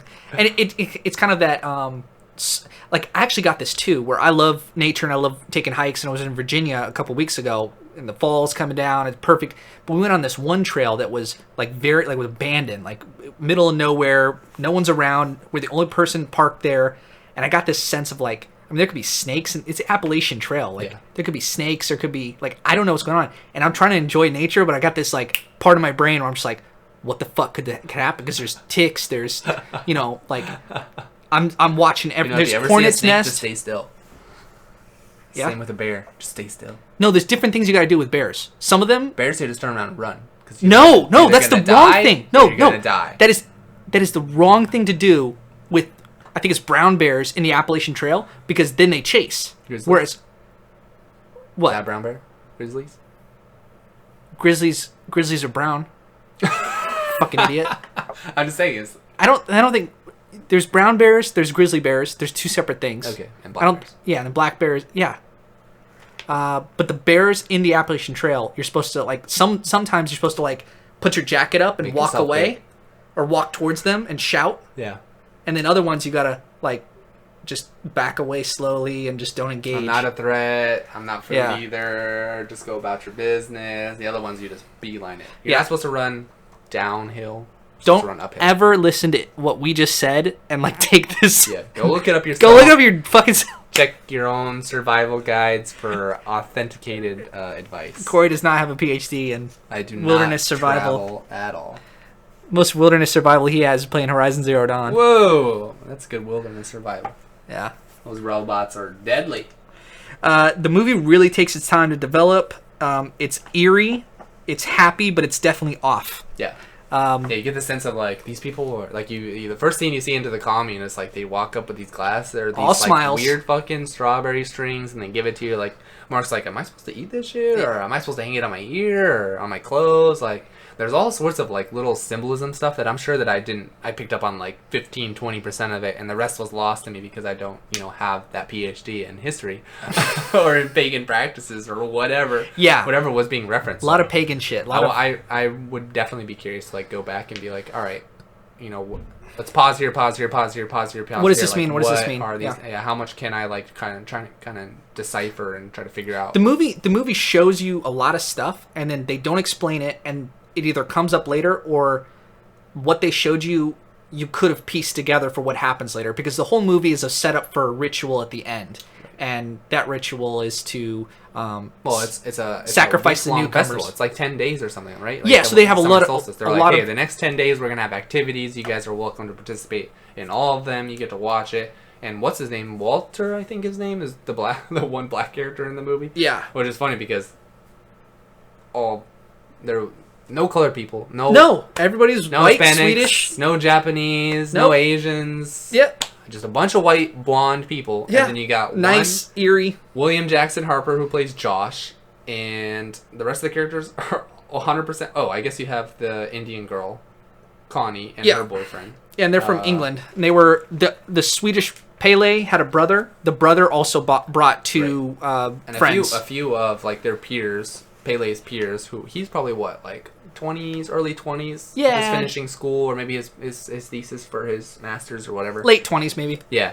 And so I feel like his peers or people around his same age have all done the same as he has. Like, hey, I've brought friends, I brought people in. And you find out later, like, oh, why, They're bringing them for a reason. Yeah. And it's like slams to the sacrifice. American characters were the only ones that wore stuff like regular clothes, like with colors. Everyone else in the commune was dressed in white with some symbols and like super pagan. Like, I got a symbol on my chest, and I have things that are symbolizing whatever kind of person I am, whether I'm an elder or a younger person or a child, and very. Pele says they all design their clothes themselves or something like that. Okay, so, I didn't pick up on that. Like tactiles and stuff like that. It's a self-serving, like subsisting. Like they all make with everything within the community. Yeah. I've been in a couple of those actually, like in real life. Okay. Yeah. There was this one group in Peru, but it was like not Peruvians. Peruvians are like descended from people from Spain and Portugal and stuff like that. Those make up the majority of Peruvians. You're talking about Aboriginals, then. I'm talking about Aboriginals. Like Aboriginals are Australian, so maybe it's something else. Whatever the local population was, natives. They were not Incans, but they were like what we have Native Americans in America. Mayans. It was like something like that. Aztec is Bolivia. Mayans are Mexican. I don't know what Incans. It's Incans. It might have been Incans. Yeah, because they have Inca Cola. Inca Cola, yeah, maybe. I've had Inca Cola. Inca Cola tastes like bubblegum. It's pretty good. I had a lot of Inca Cola in Peru. And I don't like bubblegum. Like, I won't buy like bubblegum flavored. But you'll have that. But I'll drink Inca Cola. Yeah. Well, it goes well with Peruvian food, and I dig Peruvian. Dude, you worked at the Peruvian restaurant. Maybe after this podcast, we go get some Peruvian food. It's like there's none close. There's nothing good close either. The closest one is not good. Yeah, we have to go to like iDrive or something, right? I went to like on the coast. In where was it? It wasn't. No, it was like on the coast, like not Misommar on a beach, but like something like that. Okay. And there was another place in Celebration that was really good. Gotcha. Yeah, but anyway, yeah, Inca Cola is good. It's bubblegum and backwards. So no, I went to like this. It was kind of cool in Peru. We went to like this. Like they make islands. They're floating islands. Yeah. And Machu Picchu. No, they make Machu them. Picchu. The highest lake. It wasn't that. They're making islands. Let me tell you. On Machu Picchu.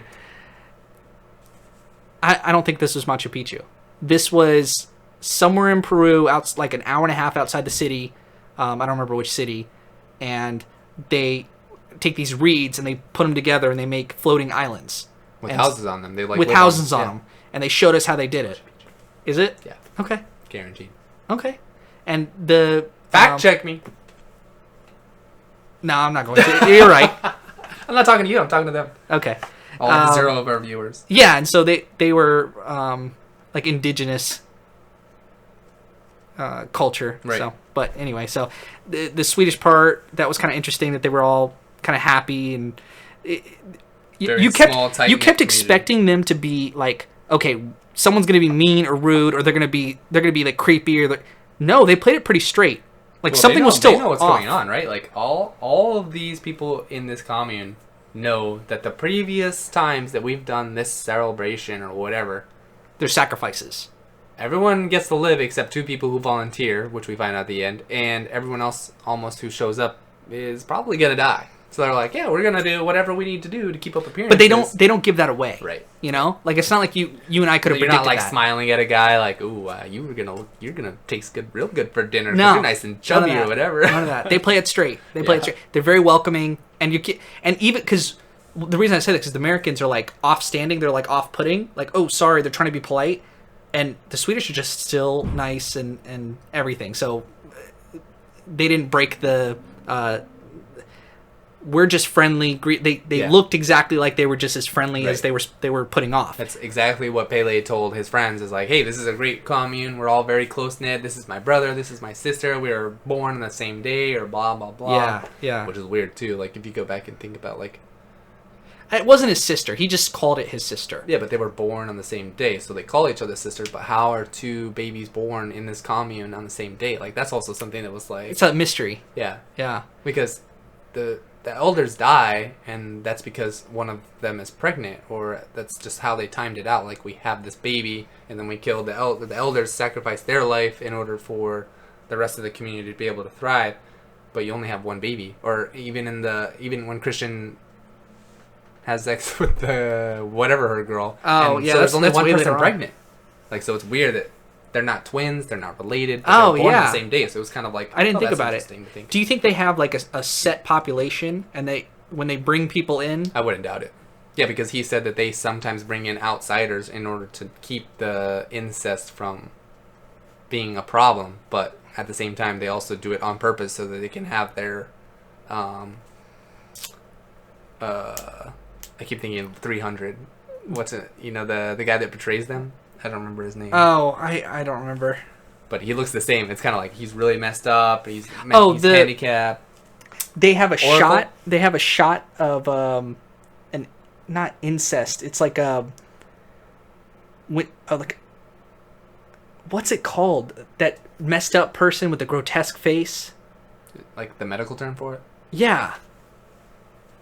Autism? I don't know. I guess most autistic people look normal.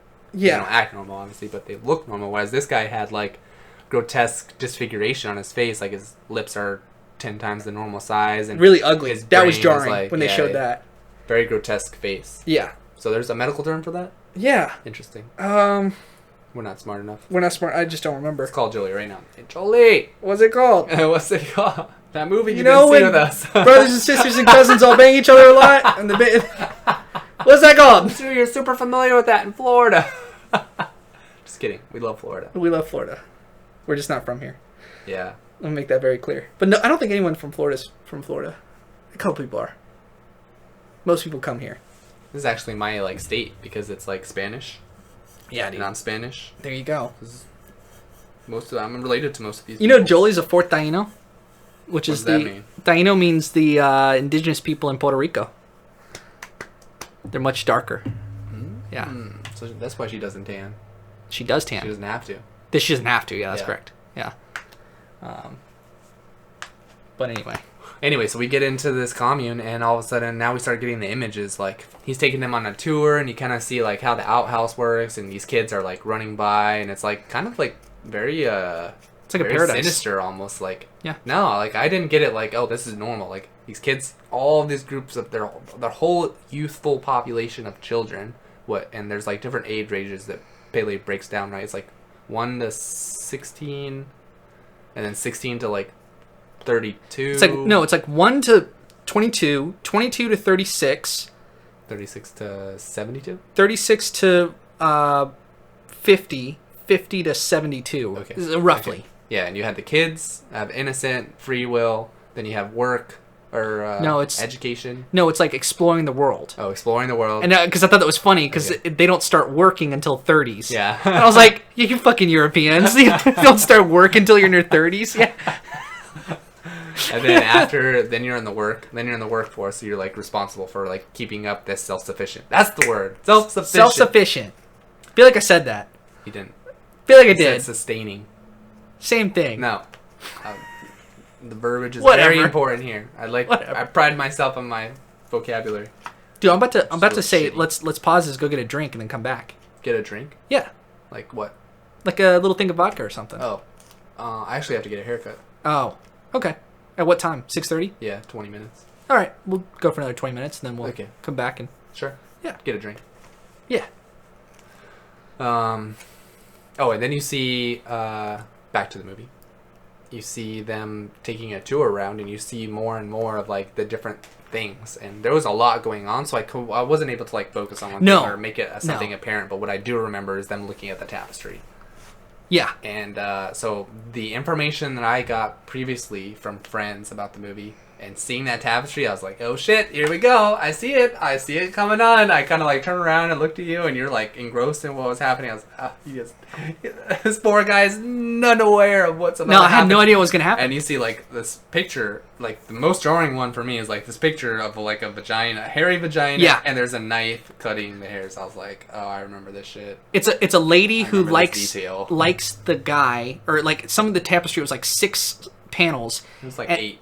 It was like 8, okay, whatever. It was like 8 panels, and she cuts off her pubic hair and puts it into like food, and then period blood into the drink, and then serves it to a guy, and the guy drinks and eats it, and then falls in love with her, and then they get pregnant. Or it was the very last one. Did it end there, or did she kill him? The last one I thought was just like them together, like them falling in love. I don't remember. Yeah, if that's there okay. was like a death or her above it or whatever. I don't remember, but literally you could break down the whole movie and just like boop boop boop boop. Yep. All right. And so this young girl who she, they never set her age or anything, but it's implied that she's like pretty young. Yeah. Pubescent. Not pre-pubescent. I didn't say pre. Oh, okay. Pubescent. Yeah. She's young. She's an adolescent. And Pubescent. shut the fuck up. And she puts her eyes on the boyfriend, Christian. Yeah. And he doesn't have anything to do. She they're dancing around and she like kicks him, right? Yeah. Like, there's certain things that happen throughout the movie that you can tell that he's looking at her, they'll make eye contact. Oh, that's true. He kind of was into her a little bit. Or not into her, but he was like... He was aware that she was like... macking on him. Infatuated by him. Yeah.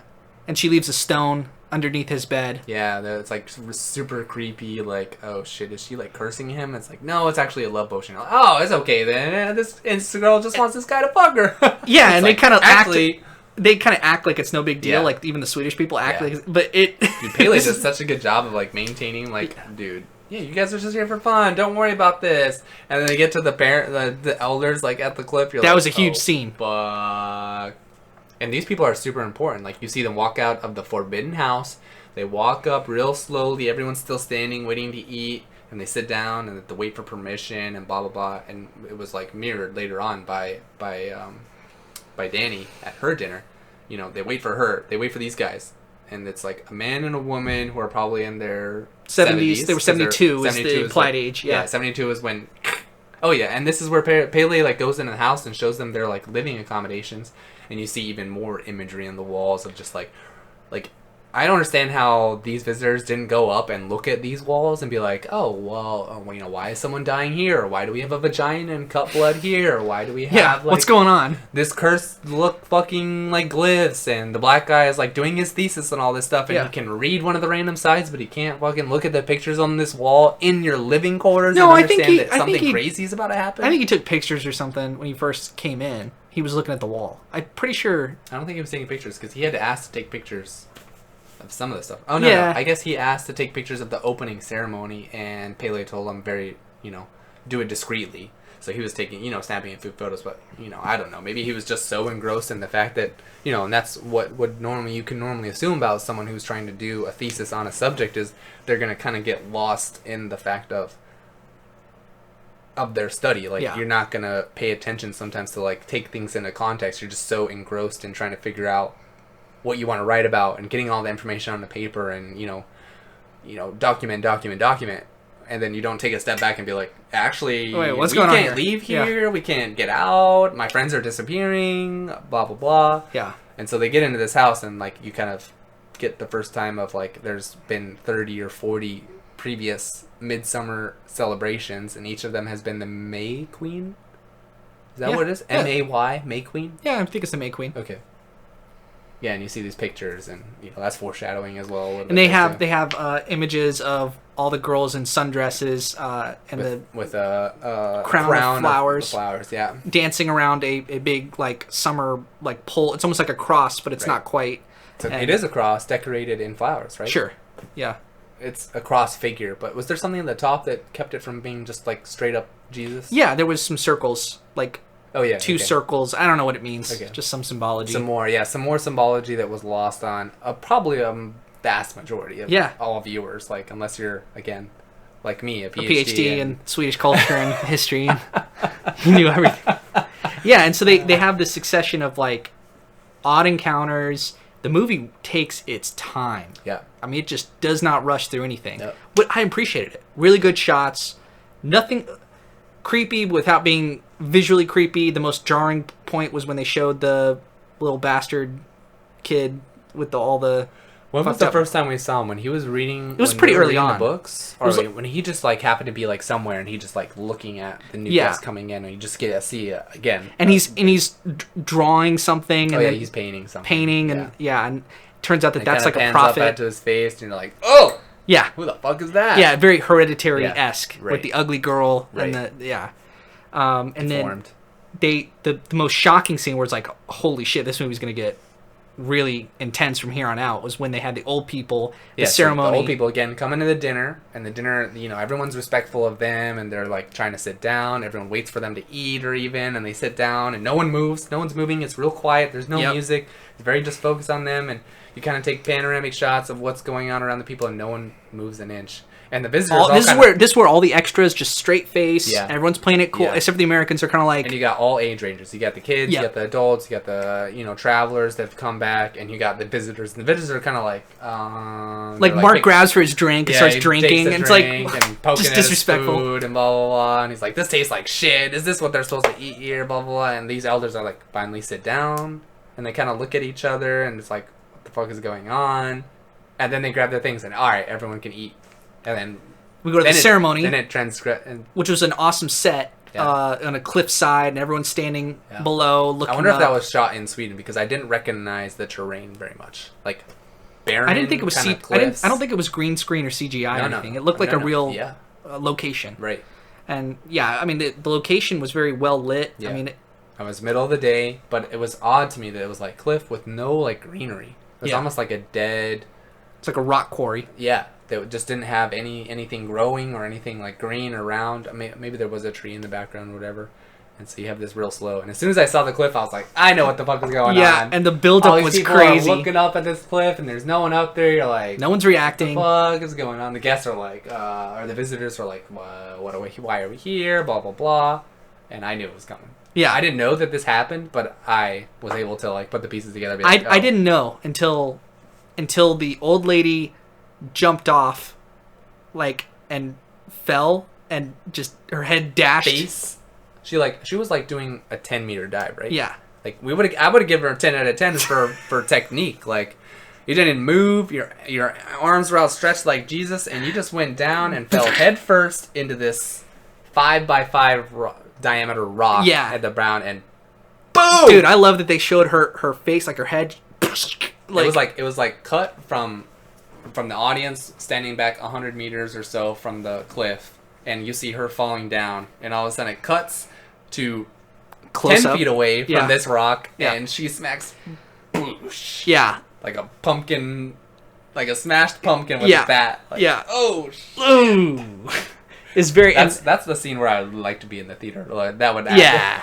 Yeah. Get the reaction from the crowd. Goo! Oh, no, it'd be like screams like, ah! All the girls like, no, I don't want to see that, no! Yeah. And the guys are all laughing at the girls' reaction. You're like, oh, shit. I'm like, oh, fuck. Yeah. And then the old guy does it, and he goes feet first, which is the dumbest way. All the people like freak out. Yeah. Everyone like the guests, the two British people who we didn't really like. Oh, they really freak out. Like the guys are like, what the fuck? And Danny's in a daze because Dani is having flashbacks of like, oh, these older people and this woman just was died everyone in front of tripping me. at that point or no? I don't like think so. They kept drinking small little liquid throughout the. And so you actually don't know whether people are tripping or how. We never find out what's in those little shots, right? It doesn't seem like alcohol, but it might have been. And it's like a mini little like glass, wine glass. Yeah. And the top part that has, I don't know how to describe. Like a little mini goblet. Take a wine glass and shrink it down to like a shot glass size. Sure. And it was filled with like a clear liquid. I was like, and they were down on those. Yeah. With the meal, they were down on them and stuff like that. They had drinks, and then they had these things as well, and it's kind of like a toast type things. Like, it would have been champagne if this was a normal movie or whatever. Yeah. So they weren't actually tripping at that point. I don't think so. No. But it went blurry, like audio kind of went like a flashbang. After a flashbang in a movie, you have that ear ringing thing, and that's what it focused on Dani, and she was having this ear ringing thing, and you hear these British people with this muffled ear-ringing sound. They're trying to be like, what the fuck? Why isn't call the ambulance? Call this. Why did she just jump? And they're freaking out, and they're trying to calm her down. And then the new leader, I guess, tries to explain, like, oh, no, this is where we learn, like, a little bit of the background information. Like, this is normal. Yeah, and then it cuts to and then everyone's like, I guess this is normal. Everyone's, like, freaking out. Dani's, like, in a daze. She looks like she's just got hit by a truck, or I shouldn't say that because we're literally describing someone smashing a rock. She's shocked, and shock. She kind of goes inward. Right. And she's shocked. She looks like she's like, about to faint or pass out or white out. Yeah. And brown out. Hey, shut the fuck up. Let's never talk about it again. Anyway, yeah, and then the grandpa, we'll call him Grandpa decides to jump off, and he jumps off feet first. Dumbest way to. It's on purpose. Was it on purpose? It was on purpose. Okay, because so you why? see the guy in the hammer with the hammer in the crowd. The hammer was teased or whatever beforehand. Yeah, you saw it. I knew what was going to happen. I knew those people were going to jump, and I knew that they were going to finish him off, and I knew it was going to be symbolic. Why did you know that? I didn't know I just put it together. Okay. That was just like where my mind went. It was like, oh, I know people are going to jump off. These people, because he had told... I had a feeling they were going to jump off, but... When Pele took them into the house where they lived, and he's like, here's where you're going to sleep, and Walter was asking questions about, your guys' process, blah, blah, blah. And he's like, yeah, here's our age. This is our range that we described earlier. And at 72, he does this, like, head cut off thing. And it's a joke at the time, but then later on... And Dani's like, oh, okay, blah, blah, blah. And then as soon as I saw the elders walking in, I knew it was going to happen. Okay. So they go up to the cliff, and I was like, for sure, these people are going to jump. And then I see the hammer, I was like, for sure. But why did the old guy jump off feet first? It has something to do with the pagan ritual that we just is lost. So he jumps off, and then his leg, they have a shot. It has to be for suffering, because after he falls on the ground, doesn't all the commune people go into like this painful like. That's true. Yeah. Reaction, like they internalize like what Grandpa's falling down on his legs and the pain that he's in, because he's screaming like and they show that too. They show his leg. They show his face, and his eyes are kind of like bloodshot, and he's like in pain, and that's probably like medical. We should ask Jolie about that. Like if someone jumps off and has trauma, like what does it pops in their blood into their like brain? And what's happening? Yeah, because that's high impact. Right. And his leg is like shattered. Well, they go from his face all the way down, and they just don't let up. Nope. I mean, they just show his bones and check out our special effects, guys. Dude, I was good. I don't cringe a lot of stuff. I was cringing. I was like, ooh. And I don't do well with that stuff. Like I didn't like hospitals. I passed out. I don't think I've told this story, but I've passed out in James Bond. What is it? Blood or Royale? Casino Royale when they were hitting him in the nuts. When they're hitting him in the nuts. You passed out. I passed out in the theater. Granted, this was also July 4th in DC. We'd been walking around for 4 hours. I was dehydrated, going to a theater. no seats available in the theater on July 4th when this movie released. Yeah. And all of my family's with me, but we're not seated together. So I'm seated with strangers, and I'm watching this guy get smacked in the cojones. Yeah, that was a bad scene. Repeatedly. Yeah. I passed out. I woke up on the shoulder of the guy next to me 10 seconds later. And so I had to like get up and go like wash my face during this movie. Anyway, so I don't do well with that type of stuff. Yeah. So oddly enough, this didn't make me that queasy because Oh, dude, yeah. My mind's in a space where like, dude, I know this is not real. Blah blah. And then blah. a group comes over and they finish the job. They smash him right in the head, and they show it. They lead up the group. Yeah. Dude, that's like visceral. smashing pumpkins, dude. That was like literally like the South where they're launching pumpkins with the fucking thing, and and they do it like 4 times, like to make sure, like, yo, let's make sure this guy's not suffering, or whatever, and everyone's just like in shock. All the visitors are in shock, like, what the fuck is going on, and blah blah blah, and then they walk back.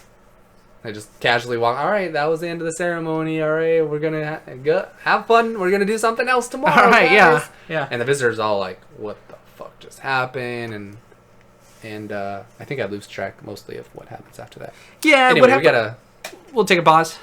We gotta take a short break, and we're gonna cut this anyway so I can say fuck you and your mother. Okay, Corey, tell him how you really feel. I'm not editing that out. All right, let's keep going. Welcome back to part 2. Psych. What do we leave off? Like the people jumping off the cliff? Yeah. And then you're walking back, and Mark goes off to do his own thing. He's like, I don't know what I just saw, and what's her name? Dani and Christian, they're like, she's like tripped out about it, like, and Christian's over here like, yeah, it was traumatic, but I'm trying to have an open mind. Like, that's pretty insensitive, dude, to like tell your girlfriend that post her losing her parents, and then she just sees like 2 more people die. Jump off, like a mom and a dad, like, and everyone's just like, oh, cool and okay with it, and she's like, what? Yeah. Like, how is no one like else? She's still like in a daze almost at that point too. I think the next like couple scenes are just dealt with like people interacting, and well, it's like at this point that the couple from London start to like they disappear, and nobody knows where they went, or like weird stuff starts happening. The guy leaves. They try to leave, and then he like, who does he go to? He's like, yeah, we're just trying to get out of here. I'm trying to get a truck, and he's packing his stuff, and then all of a sudden, like 2 or 3 minutes later, she's going to get her stuff too, and one of the elders comes up and he tells her like, hey, he left with someone in a truck, and she's like, he would not do that. Yeah, and we're all like, no, that would not happen either. Like, they're engaged, they're like stuck together. So like people glue. are missing, but they aren't our main group that we're following, and so weird stuff's happening, but it's not our the first visitor that we know of that has left and that we don't see again. Yeah. And then at some point, Mark like drinks, and he's like, I'm gonna go take a piss, and he takes a piss on the ancient tree that has the ash of all their past 72-year-olds ashes, because they cremate all their bodies. So the 2 people that jumped off the cliff cremated, they take those ashes and they have a ceremony where they're spreading on the tree, like, and he takes a piss on the tree. It's kind of a cycle of life thing for them. It's like ashes into the tree, that the tree is dead, blah blah blah, and he's like goes over to take a piss, and he's pissing on the tree, and one of they get pissed at him. No, one guy does. He's like, why the fuck are you pissing on my ancestors? And of course this is in Swedish. Yeah. Is that what it's called? Swedish? Yeah. Someone, one of the visitors said Swedish, and I was like, not sure you call that language Swedish, but it is. There's a different. I'm pretty sure it is. Denmark, their language is called Danish, right? Something like that. And I was like, uh-oh, I hope he's not like being ignorant about that part of like, you don't know what their language is called. But maybe Walter never corrected them either. Yeah. And Walter's trying to get his thesis, so he's trying to be like, they fight. No, it's not Walter. It's Josh. Josh is the black guy? Yes. So Josh is the black guy. He's trying to do his thesis on this whole thing. So he's trying to get as much information as he can.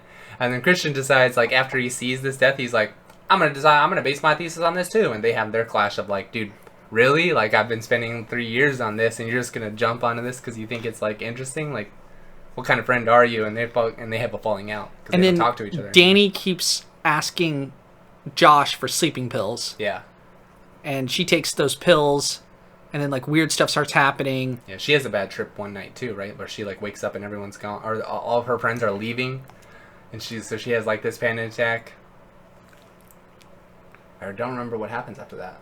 Like when I think that was like did she wake up? that was like because then they have flashbacks of her parents. Yeah. And I think that was all made up. That was just in her dream. That was in her dreams. Oh no, of course. Like I don't think they ever left and like came back and like, oh, we we're just leaving you behind. Yeah. And then Mark eventually goes missing, and then Christian gets like. At some point, they have a meal, and his drink is a little bit more red than the rest of the drinks. That? Oh, yeah. No one else noticed. I was like, how does no one else see that his drink is different color than everyone else? And he's like sipping on it, blah, blah, blah. And this is after the young girl left the little stone totem or love rock or whatever under his bed. And of course, Josh sees it, and he takes it out, and he shows it to Pepe, and Pele is like, oh, that's just a love totem or whatever. Yeah. He just like brushes off. Oh, no big deal. It's no big deal. But like in reality, that means she's gonna start casting a spell on him. Right, and a legit spell. It's not just like, oh, I hope this guy likes me or whatever. Leave it up to the spirits. It's like, no, in this world, that shit's real and scary. Yeah, and then Josh, he goes missing because he breaks in the middle of the night to the temple. Takes pictures on his phone. Because he asked Elder, "Can I take pictures?" And Elder of the book. Shuts the book. He's like, "Fuck, no, you can't do that. Like, you're not allowed to do any of that." And so he like wakes up in the night and he's like gonna sneak in there. And I thought it was interesting that the kid or the Oracle, who's a product of incest, is sleeping behind him and he never sees him. Yeah, it's like, creepy vibes. And all he does is see a reflection in the mirror of someone, and it's the guy who's mad at his friend for peeing. And distracts him. He turns around and he gets killed. Yeah. From behind, he gets hammered in the back, and there's blood on the floor, and they drag it across. And, pulls him out. Yeah. And they wake up in the morning and they're like, "Hey, something's missing. Where are your friends?" And they take it so easy. They're like, "Oh, just return it if you could." Right. Well, it'll be unguarded because it's not actually missing. They know exactly what happened, and they're just trying to get this like. Division between the group, and Christian instantly is like, "Nope, we're not associated with him. We're not friends with him. Like, we have nothing." Yeah. It's like totally disown. That's a bitch move. Yeah. I was like, I like Christian even less. I thought his ending was well deserved. Yeah. Unfortunately. Yeah. And then we're sort of going through a lot of stuff happens. We spent a lot of the time in the beginning. And then when they first entered, and the rest of the stuff, then the movie just kind of develops for many hours. The movie goes at a good pace after that. Like after stuff starts ramping up, people go missing. People, and then Mark goes missing. He like a lady comes over. A girl has been eyeing him or whatever, and he thinks he's gonna like get some, and she's like, "Hey, follow me." And follow me, and he's dead. And we don't see him anymore. Your friend is missing, and your other friend last night disappeared. Blah blah. Where have they gone? Shit's getting weird. Yeah, and Christian's like, I don't know them. Like, I'm not associated with them. And Joe's trying to do not Joe. Mark. Yeah, Mark. The black guy is Josh. So Josh is like. I looked this up in between. Yeah. Gotcha. And he's trying to like get his thing, and he disappears, and Christian's like disowns him almost. Yeah, and then. After that, almost like a Peter thing, like Peter and Christ. Like the crow cried 3 times. Was it Peter or was it? Does he deny him 3 times in that scene? Is that Peter? No, It wasn't Peter. It was It's Peter. No, it was not Joshua. Not the guy that betrayed Judas. Yeah, it's almost like a Judas thing, right? No, like a Peter thing. Where Jesus tells Peter like, "You're gonna deny me 3 times." Before the before the rooster crows. Interesting. I didn't think about that. Does Christian deny being friends with Josh 3 times before, in that instance where the elders confront them or whatever? Maybe. I didn't even pick up on that. And then this is the point where after that he's like, "No, it's fine. Oh, okay, well, we'll turn it in." And then they like separate them. Yeah. So Christian goes his own way and Dani goes her to like the women thing. Yeah. Well, and some point we're getting some of the details wrong. Drink your vodka. I'm fine. At some point, like their friends go missing, and Christian they give him some like psychedelics or whatever, like something to drink, and he's like, "I don't want to," And it's like, no, it's okay, just have this. And so he does it, like, almost like against his will, like almost like Dani in the beginning, where she didn't want to do it, and then eventually she drinks it, and she does do it, and he has a horrible trip. When the ceremony after starts, he already has the meeting with the woman elder, and he goes into the house with all the hieroglyphics on the walls. I don't think so. I think he was tripping during that time. No. No? He's not anything. And then he comes out of that meeting, and he goes to dinner, and dinner is where he finds out that Dani's, like, doing her dance. And they're doing the dance of her trying to be the last one. So they give her drugs before that. And then she starts dancing. And then they they have so all the maidens. Her processes of going through all the maidens. And they're all drinking this. She asks, what is this? And they're like, oh, it's just water with a few added spirits. It's definitely... like, you're getting fucked up. Yeah, you're getting fucked up. Like... And she starts, like, same thing. She looks down at her feet, and they start growing, like, she's standing still. Grass starts growing out of her. She becomes, like, one with the earth or whatever. It's kind of like roots. She's tripping hard. Yeah. And then she starts laughing and getting all giddy. And we notice a definite change from the first time she took drugs to this time, where she's, like, in it, and she's more connected and more... speaking Swedish. Yeah. She starts dancing with all these other girls, and they dance around the cross thing. Speaking in tongues, maybe? Yeah. Ooh. Oh, maybe. So much like biblical. Sure, there's a lot of that. And what is that called? Symbol? No. Mirroring? It's a synonym to mirroring. I don't remember the word that I want here. Yeah, it's like referencing and it's a lot of biblical references and. Or as far as we are, but maybe pagan that's just or whatever. Like pagan that biblical has its basis on too. Yeah. Because this is like trying to refer to back to like even further than that. Because if you think about it, like there was like 30 to 40 May queens. May Queen. Right? Yeah, yep. May Queens on the wall in their housing. Like, but a summer solstice doesn't happen that often. Where it's like, I think it's every year, dude. Yeah, but didn't the elder say that like this hasn't happened in the last 80 years? I don't know. Because she makes that. Do you think that's worth me googling real quick? Maybe. I think it probably has something to do with the movie and that whole ritual. Because we said it, I'm gonna just do it now. Okay. All right. So you. Yeah, because in the beginning she has like this whole meeting with like, all right, everyone, and this is like in the very beginning of them getting to the commune. It's like, hey, everyone, welcome. This is our summer solstice. Blah blah blah. And then she says something like, we do this every 80 years or something, 90 years. So so you got it right. So. There are several references to John the Baptist in the film. Pele tells Dani that the festival lasts 9 days and that the event is special because it occurs every 90 years. So, a Midsommar queen is on the wall, and there are 30 to 40 of them. Probably closer to 30. Yeah, it's every 90 hundreds of years. Hundreds of years that this has gone on. Yeah, centuries of history. Right. Yeah. Okay, cool. Yeah, that's kind of interesting detail. Why was I tying that in? Because she becomes the May Queen. Right. She does the dance, and she's the last person standing. Yeah. Everyone else falls down, knocks into each other. That was one of the points that you laughed when the final three, and two of them knock into each other. The girls are dancing back because they're switching sides. They're switching rotations of which way they're going around this cross flower figure thing on the grounds, and two of the girls just run at each other. And it's just like a almost like a sound of them clonking heads, and you just bust out laughing. And it's a wide shot, so you're just like seeing two people in like the way off ground, boonk. And this dude sitting down, Christian, is like fucking tripping his balls off, this is and the point that he gets handled that drink. Like, here, drink this, and he's like, oh, I don't really want this, and she's like, no, you'll be okay, and he's like, well, okay. And this is after the elder, the new female elder, I guess, because that's what I want to call him, because the two elders in the beginning who walked out from the Forbidden House were the old elders. Sure. And so they died.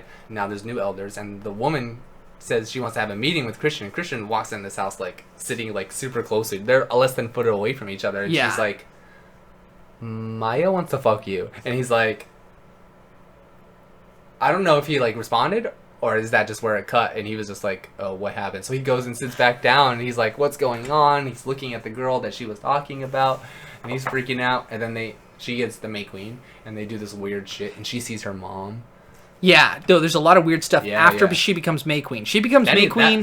Those scenes need to be like slowed down so you can Yeah, catch all this. we're stuff that's ramping up because happening. at this point it's just all set up, and then she becomes a May Queen, which is like a weird ritual, and then like I think that was a setup too. that was the last 80. You'd say we're like 80% into the movie. The Yeah. last 20%, Yeah, she's the yeah. May Queen, Right. and she like sits on this throne of green.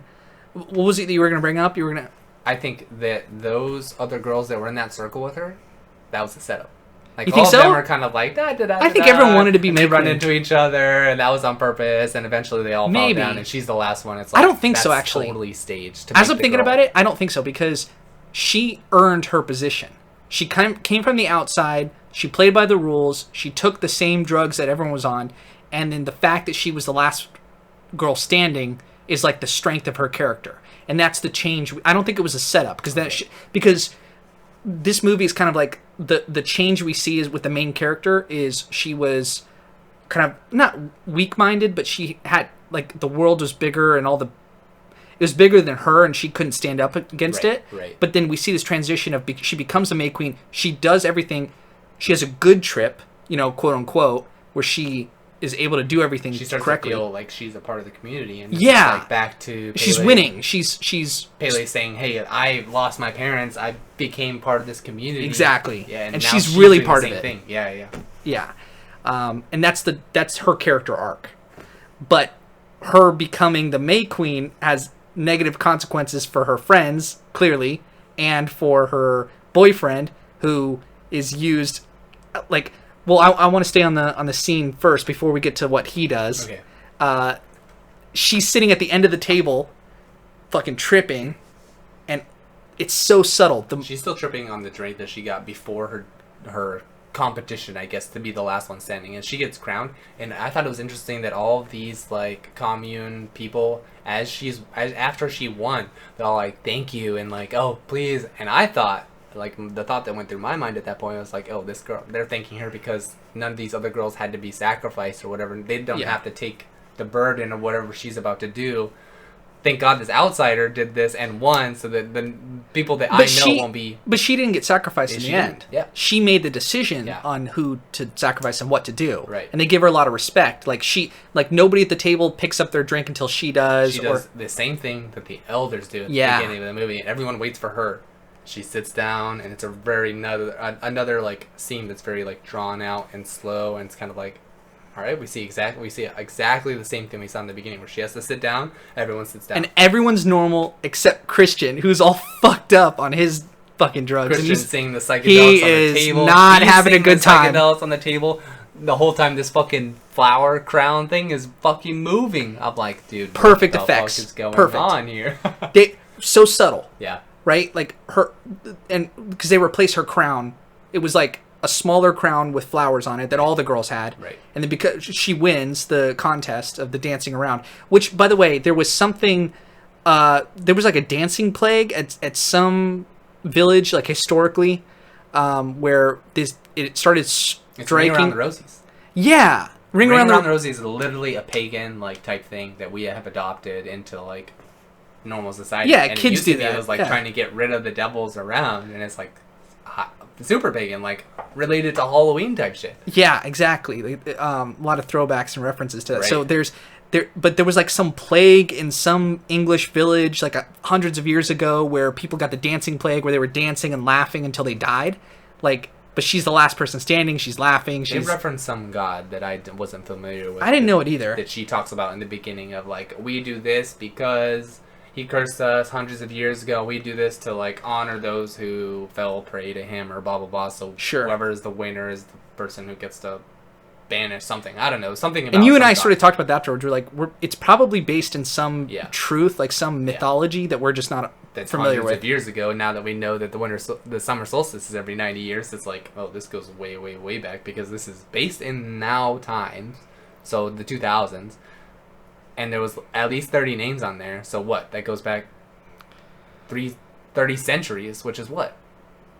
Oh man, that's like a really long time. 1700s. That's further than No, it's more than that.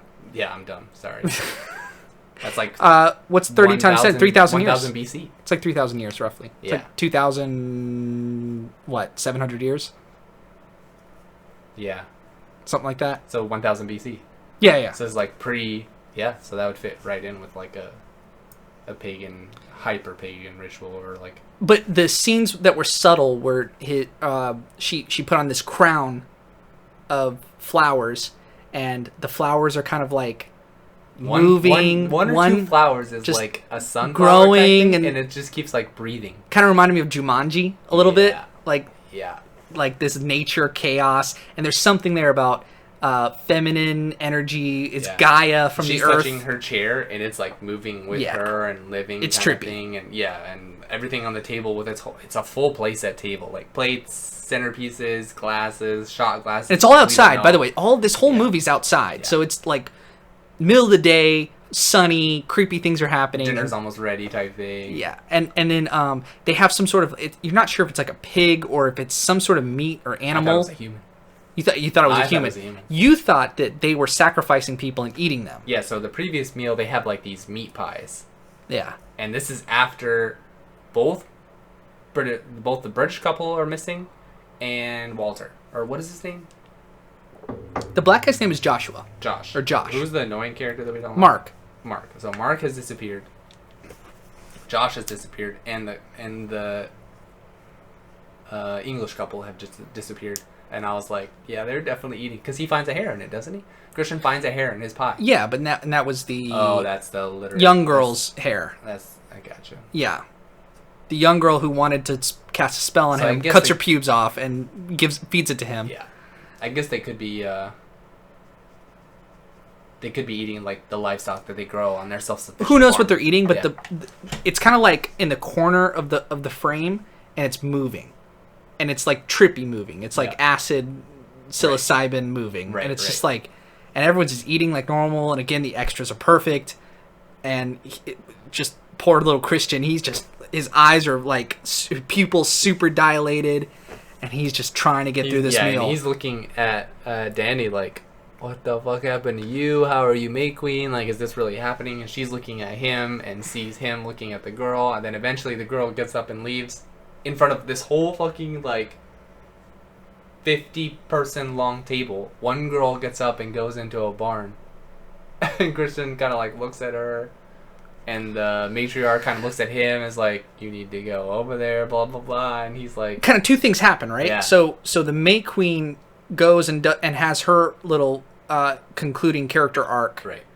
She gets crowned as the May Queen and blesses their crops and their livestock and does their whole like ritual thing. And then Christian goes to a barn and has sex with the young girl that is a total ritual. It's like he walks into the barn and there's a bunch of naked like older, like the rest of the women in the commune. Yeah, I would naked. say they were middle aged. They weren't young. They weren't like young like the girl who's pubescent. They were older, like kind of the working women. Yeah, and they're all naked, standing there waiting for him to come into her. And they start chanting. Yeah, and they give him more. They give him more drugs, right? Don't they give him another thing? Do they give him something to drink, like the two elder men that let him into the door before he he keeps getting fucked up. It's kind of the whole thing, and then he has sex with her, which is like a whole thing. They're chanting, and then they start like coming over there and grabbing him and like thrusting him, pushing on his ass to get him go, and she's like, finish inside. Like, oh shit. Yeah, and she's on this bed of flowers, and it's very chanting, it's very virginal and all this she's shit. Off here doing her like finishing her ritual, and she comes back and she's like, what's going on there? Because she hears all these Dani women, hears this stuff. Dani hears all these women like moaning, and she's like, what's going on there? And she looks through the keyhole, and she sees, she goes in and she looks and she loses it. She runs back to the place where she sleeps, where all of them were sleeping, and all the maidens around kind of follow her, and she has this breakdown where she's sort of crying, and she's breathing in and out, and then this weird thing, this almost a group therapy, they all are around her, they're attending to her. Yeah, like hyper empathetic, like, we're gonna emulate what you're doing, and it kind of like almost calmed her down. She was like, they start breathing in at the same time and sobbing with her, and that makes her feel better, it makes her feel included. So I think at that moment she felt really like part of the tribe. That was like the final like nail in the coffin of like, all right, these can be or are my people now. Yes. And that's kind of the conclusion of her arc, I would say. Yeah. And then I would say. Then they have another final chapter ceremony. I would say her final arc of her is her choosing who to sacrifice. Yes. And that's like the very next scene is like he like no after not quite because finishes, right? after he finishes and Literally. then he busts in the right side. And she like, she does this thing where she like she rolls her knees. Thing. Yeah, like this yoga move. I can feel him inside me. I was like, oh jeez. It's like a pregnant. Yeah, and everyone's like cheering. Or all the women around, they're all naked. Congratulations. Yeah, and he gets up and kind of runs out, which is it was a really good shot because he's naked. He's got his farmer's tan, his like like touristy American tan. Right. And I didn't notice that part. Yeah, well, I mean, he's looking at his dick. Yeah, you were too busy looking at his ass. Yeah, I know. That's how you do. And he runs out because he's still tripping. Like, he is fucked up. And he runs out, goes to this barn because he's just trying to get away because he's freaked out. And, like, it's just such a contrast because he's just like... And he, like, runs and is still out in the middle of nowhere. And yeah. these buildings are, like, hundreds of yards apart from each other. And you just see him book it towards the building. And he walks inside, and you're like, oh, fuck. Because... What he sees is Mark, it's not Mark. It's the British guy. No, he sees Mark. Mark? The... annoying guy. His thesis? No. No. It's the British guy. I don't think so. Yes, 100%. I thought it was the annoying guy. Because he has the curly hair. Okay. He's a little bit lighter skinned. Maybe you're right. Yeah. Whatever. I guarantee that fact. Fact check me. Okay, maybe you're right. So he sees a body, and this body is flayed from the back, hanging in the middle of a barn with chickens going underneath and ravens, and I don't know if they were ravens, but chickens for sure, in like a barn. And he's like held up by his back, like skin, almost like saw, like just And his eyes are gouged out. And he's just got flowers in his eyes. And for some reason he goes under to like look at him, which was a weird shot. Yeah, that was a good shot though. It was just like, what is he gonna do? Is this guy gonna wake up? I was waiting for the guy to wake up. Yeah, I felt so uncomfortable that entire scene because this guy's tripping balls, just like looking at a dead body, just like like the horror that's coming into him. And then the guys two men show up that initiated him into the ritual. Right. And they blow some cocaine in his face. Yeah, they blow some, and he just zoinks out. It's not cocaine for the... No, it's like brown. It almost looks like brown powder. Yeah, they blow it, and he just passes out, and you're like, poor guy. I think that's like paralyzing powder. It ends up being paralyzing powder because he's unable to move from that point on. Yes. Yeah. And he wakes up, and they did this cool shot where they close his eyes. One by one. One by one. But on the screen, you see half the screen go dark, and the other half of the screen which I go liked. Dark. Yeah. And then they open him back up, and it's okay. It's okay. And it's like, it seems nice. You can't move, and you can't talk. And she just goes into line. You're like, wait, what the... And he's like in this chair of like a paralyzed person, like who just got lobotomied, sitting there, and he can't do anything. And he's clear, like, no emotion on his face, but you could tell almost by looking at his eyes, like, he is freaking the fuck out. Like, and... He's like, what have I just done? Yeah. What did I just do? What are they doing to me? And why is my girlfriend Dani up there covered in a flower dress sitting down? Telling people what to do. Yeah. And they're looking at her, waiting, take your time on who you want to choose to sacrifice. And they asked for 2 volunteers, and 2 people from the community volunteer themselves. And they said they needed 9 total. So we had 3 of Pele's friends show up, who have all... 2 of them, right? 2 of them, yes. So Mark and...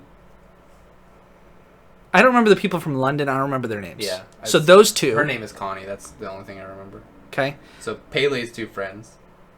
No, that's his brother Ingmar. Yeah. Well, that's what I mean. Pele's, besides Christian and Dani. Character names. I can do it. I can do it. Do it. All right.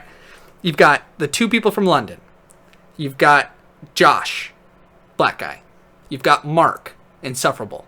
Okay, so that's 4. You've got 2 members from the community. Right. Okay, we're now at 6. Then we have Two more members who have previously died, who are who also volunteered or just happened to die or something, because they're the ones who have like the stick coming out of his mouth, and then the other guy who has like the crown of something like wings. So we're at 7, and then the final 2 are Christian and Is there 9? there's You 9. did say 9, right? Yeah, there was 9 people sacrificed. Right. Anyway. But everybody except Dani dies. Yeah. And then some people from the community. Yeah. And they cart him off into don't worry about it, honestly. That's 8, and Christian's 9. Yeah. So 2 members from the community who volunteered. Okay. 2 who didn't volunteer. Plus... Oh, never mind. I counted wrong. Anyway. Yeah. The point is they have this like put them all into the yellow temple, and it's like a barn. It's like they have hay. Oh, first, what happens to Christian? Oh, they put him on a table. They cut open a bear, which was alluded to earlier. Gut it. They gut it. Yeah. In the beginning, that's something we didn't think about. Like, no. I saw the bear. I knew what was going to happen to the bear. I had to keep my mouth shut because I had no idea. You had no idea. I saw a bear in a cage alive, and then the next time we see it, and it's on the table. He's like, "Are we just supposed to like ignore the bear?" He's like, "Yeah, don't worry about it. It's just a bear." I was like, they cut it open. They gut it. They put. This was creepy because they didn't even show it. They just showed him lying on the table, paralyzed. Yeah. And the next scene is they're zipping up or sewing together this bear skin over him, and his eyes are just like his face is the only thing you see, and he's like, "What?" All the emotions in the eyes, like terror, but he can't do anything about it. Right. And imagine how hot that would be, and then they wheel him all into the heat of that suit is the least of his. Yeah, I don't right. think he's thinking about that at all. Yeah. Dude, poor Christian at the end, man. And they set it up in a ceremony. 9 people in this thing. They light it on fire. And yeah, it's a really slow, methodical of like, hey, we're placing this here. There's still symbology on the ground. There's like shit growing out of people's... It's not growing. They placed that. Yeah. I mean, or maybe they didn't. Maybe that's just like... Because you see at one point, one of the guys... I'm not sure if it's Josh's leg that's sticking out of the ground. Like they're planning him or something. Like he's part of the... Like, this is going to turn into a tree sometime. So that's maybe that happened to a person. But I think the body would decay before... that amount of growth that was coming out of him is possible. So I think they put that was something that was placed in there to symbolize that he is back with the community and they're, honoring him or whatever. But it's very methodical, like very like a scene of like, all right, we got all these volunteers and they drove them down in like wheelchairs. All right, these are our sacrifices, and Pele had to put his sacrifice in there, and they put the bear in the middle, and then you have this weird like double square symbol that was shown throughout the movie of like, this is how the table is arranged for dinner, and this is how that symbol is, and this is how there was other symbols throughout, but it was the same kind of symbol for that dinner of in this yellow forbidden building that no one else is allowed to go into, and now we're at the end and they're putting these bodies in key positions. Yes. And all of a sudden they light that shit on fire. And the 2 members that volunteered, one of them was Ingar, which was Pele's brother, right? And another member of the community. They gave them a like sap of a yew tree that apparently that makes you not feel any pain, right? But yet when he was on fire, he started screaming, and I don't know what that's about, and he started screaming, and everyone else outside and the whole community is of course watching this thing, a couple hundred yards outside of the barn, and they hear him scream and they just go crazy. I was like, what is this kind of like? It was my eyes were like locked in. It was a fascinating ritual to watch. Well, of course, and this is the end. This is like the epitome. This is the whole crux of everything. And we're like, what's going to happen? And they're just going to let it burn. And it ends up burning. And what does she do at the end? You tell me. She's just watching this thing. And she sees everyone, she knows that everyone burned. And she smiles. I was like, oh, shit. Yeah. And that's and it goes Midsommar. Black, and that's it. Yeah. And you and I were like, what the fuck did we just watch? Entertaining, though. It was entertaining. I think I set it up at the top. I gave it a 4 out of 5. I wanted a little bit more horror, but the shots were good. It was a good movie overall. I'd recommend it to people. Well-shot movie. If you're into that type of thing, you're going to enjoy it. I gave it a 6.5 out of 10. Sure. Just because it's not my How are you type going of to movie. do a score of 10 and give 6.5? How are you going to do that? 6 or 7? That's the beauty. That we have decimals in this wonderful numerical system that we have. Whatever. I'm not doing any of these 4.5 crap. You have. You know. Sometimes I give movies 6 out of 10, 6 out of 5. Yeah. Because they're just above and beyond. Because your system has no semblance of no construction, like no regiment. Any final thoughts? No, man. It was not a super scary horror movie. It was psychologically creepy. And it was there's disturbing. A bunch of shit that we didn't catch up on, or that we didn't catch. That I'm sure going back and watching and. Would you watch it again? I would.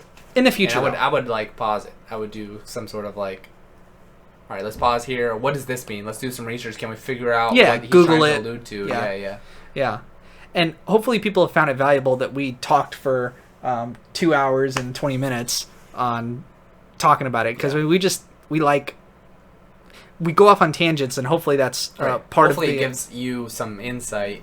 You, the 0 viewers that are listening to this. Yeah. Gives you some insight, and, if you haven't seen the movie and you go watch it, it's, you'll pick up on the same things we did, and maybe a little bit more, And we're not going to go... I mean, we went through the entire movie, but, like, we're remembering... This is almost like an emotional recap of what did we remember and how did it affect us, because we left out a ton of details. So I did this whole thing without notes. You followed very few notes. You have maybe like 20 lines, if that, of brief notes that you wrote during the movie. I chose not to write any notes because I kind of knew the movie and I wasn't sure we were going to do a podcast, but this is kind of all from like memory of like 2 nights ago watching the movie. And yeah. I mean, it's just fun to talk about movies and what they did. We're really not like negative people. Like, we're not gonna like shit on stuff. Like, I don't. Yeah. Like, this movie wasn't perfect. We're also probably not going to do a podcast about a movie that we both didn't enjoy. No, fuck that. Yeah. I don't want to talk about it. It's like because there's so much good art and good movies that I only want to spend my time thinking about what's awesome movie, about what's regardless of the content, is still a work of art. Yes. And a good one. Yeah.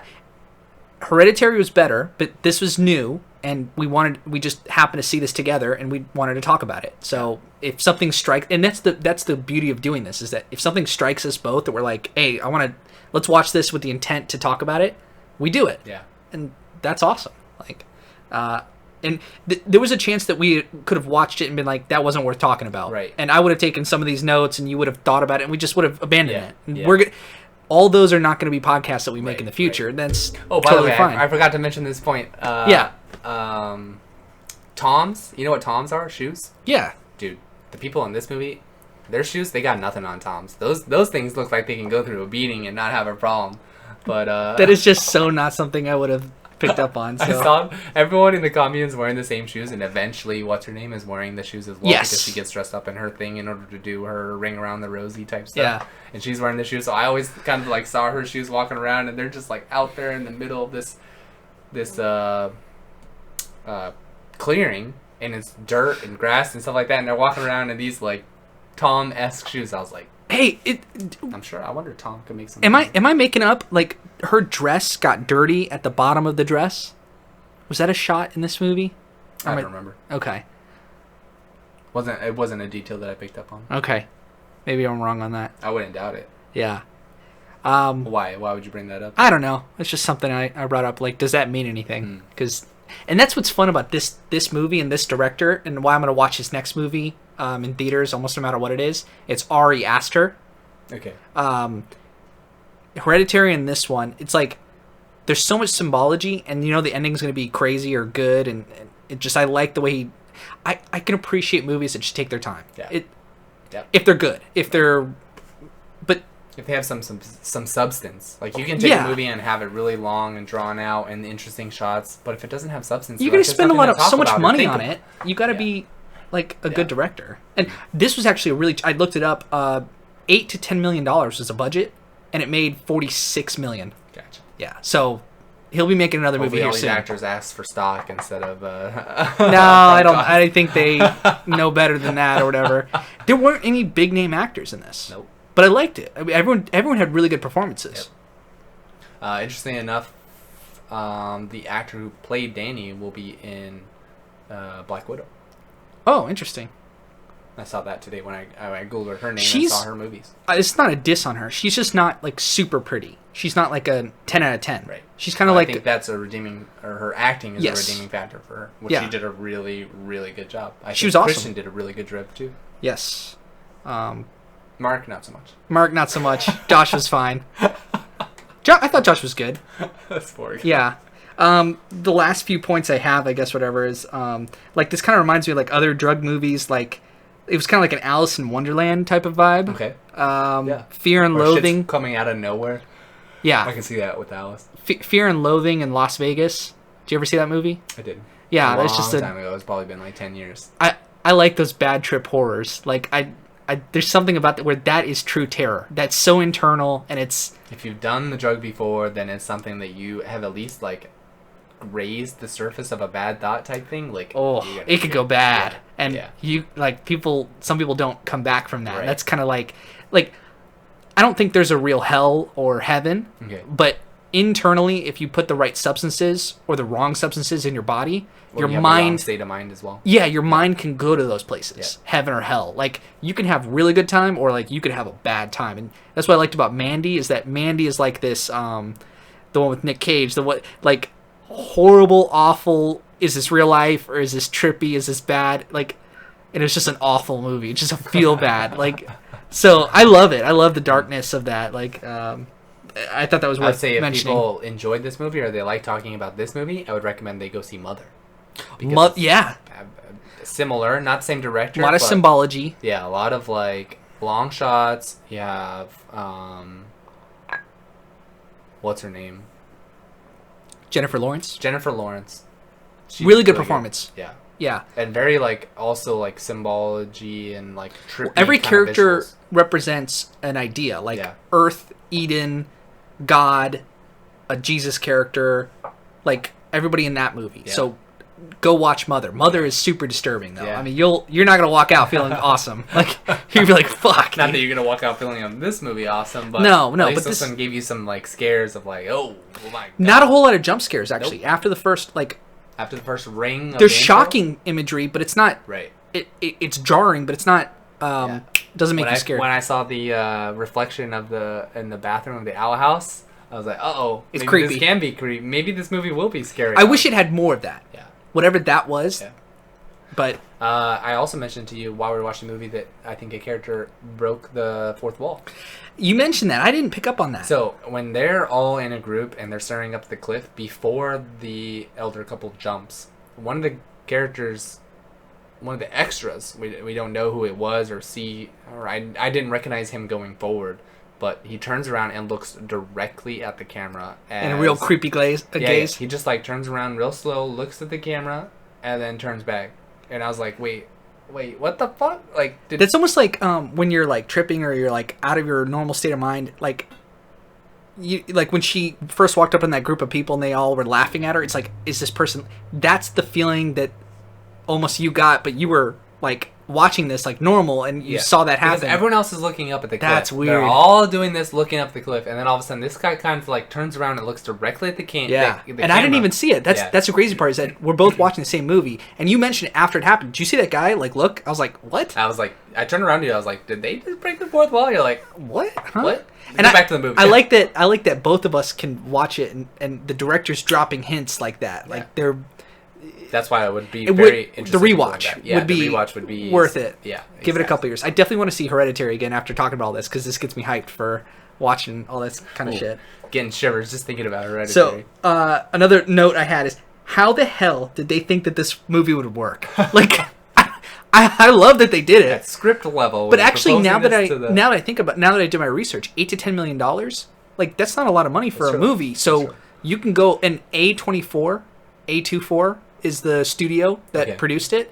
They do some weird stuff. We talked about they kind of do some indie flicks, Right. or just some like biopics or like movies about bands and this stuff. movie would be right up their alley. So pitching them, hey, we just need $8 million for this movie, and we got these actors, and blah. Well, I guess not really. I guess you pitch the movie, and then you find people who fill. Yeah, but then fill they your found roles. no one big name actors like that. I didn't see them on TV shows or anything. Right. Right. So yeah, I mean, you make it work, and that's what is really cool about directors is that if they can make their budget work and they create this work of art that's, I mean, there's $100 million movies out there that this is better than. Yeah.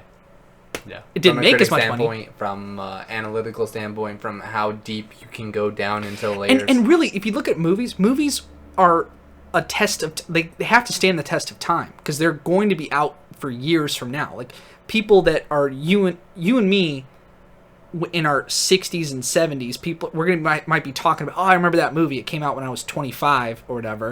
And it's like it still holds up. It's still a good movie. Right. And like that's the importance of making a big budget work of art is that it's going to be around. Yeah. And you might as well make it good on a small budget. This will be a gem in 10 years. People will look back and go, or maybe it won't, but other stuff that we talk about will be. Right. Yeah. That's our goal, at least. Talk about the gems. And your last note was? No, it's not even a good one, but this is an awful movie to watch in theaters. Just I can't imagine other audiences taking it seriously. Most people would probably walk out of the theater and be like us. Or they'd be bored. What the fuck did we just watch? Yeah, they'd be bored until the end. They'd be like, oh, that was kind of cool, but I don't know why the fuck that happened. Yeah, yeah. And in theaters, I'm sure it'd move faster because most of the time when I go to the theater and I watch a movie, it's kind of like moving at such a pace that I'm not able to pick up on more. Whereas that here at home, we can just like pause it if we needed to, or you can kind of like turn around and say something to someone without having to like distract from the movie. You can turn around and say, did that person just break the fourth wall? And you can go right back to the movie and not kind of like miss it. Well, you and I also have a good, like, you're a good person to watch movies with, and I'm hopefully a good person to you to watch movies with. Yeah, I wish you would shut the fuck up sometimes, but... Dude, it's so much better. It's better that I talk. Just kidding. Whatever I have to say is more important than the silence. Yeah. All right, well, we should wrap this one up because it's going 2 hours, 30-minute mark. But it's perfect length, dude. Yeah, I had a good time talking. Just enough for a commute to work and there and back and there and back and there and back and there. One more time. I don't know if anyone's gonna last till. But we thought this might be like a 45-minute long one because we didn't have much to say about this movie. I had no notes, so we were just gonna go off your notes, but we just ended up breaking down Worked a out lot of the scenes that we remembered. So if hopefully people watch this in the future, but if not, you and I had a good time talking about it, and I think it helps that the movie was so fresh. Maybe not for someone who's like seen it a couple months ago. You may not have been able to remember some of the cues that scenes brought on, and to be able to analyze that and stuff. And once we get somewhat of a following or people interacting with a community of some sort, we'll talk with them and say like, hey, did you like Constantine? That was kind of an older movie that you haven't watched in a while, but now you're rewatching because we're talking about it, so the spoilers don't matter. Or new movies that have just released to rent and buy now, pretty fresh out of theaters. Right. And that's what Midsommar was. Yeah. So, yeah. Any final Cool. thoughts?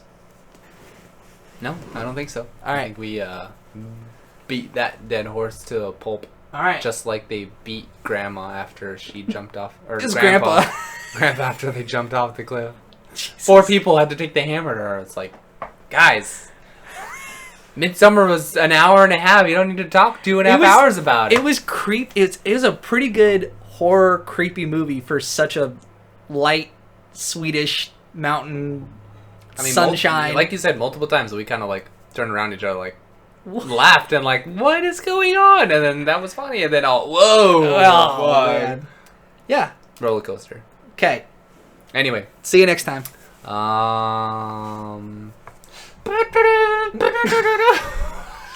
Shut the fuck up. Episode 4 concluded. Hit her in the face with a surfboard.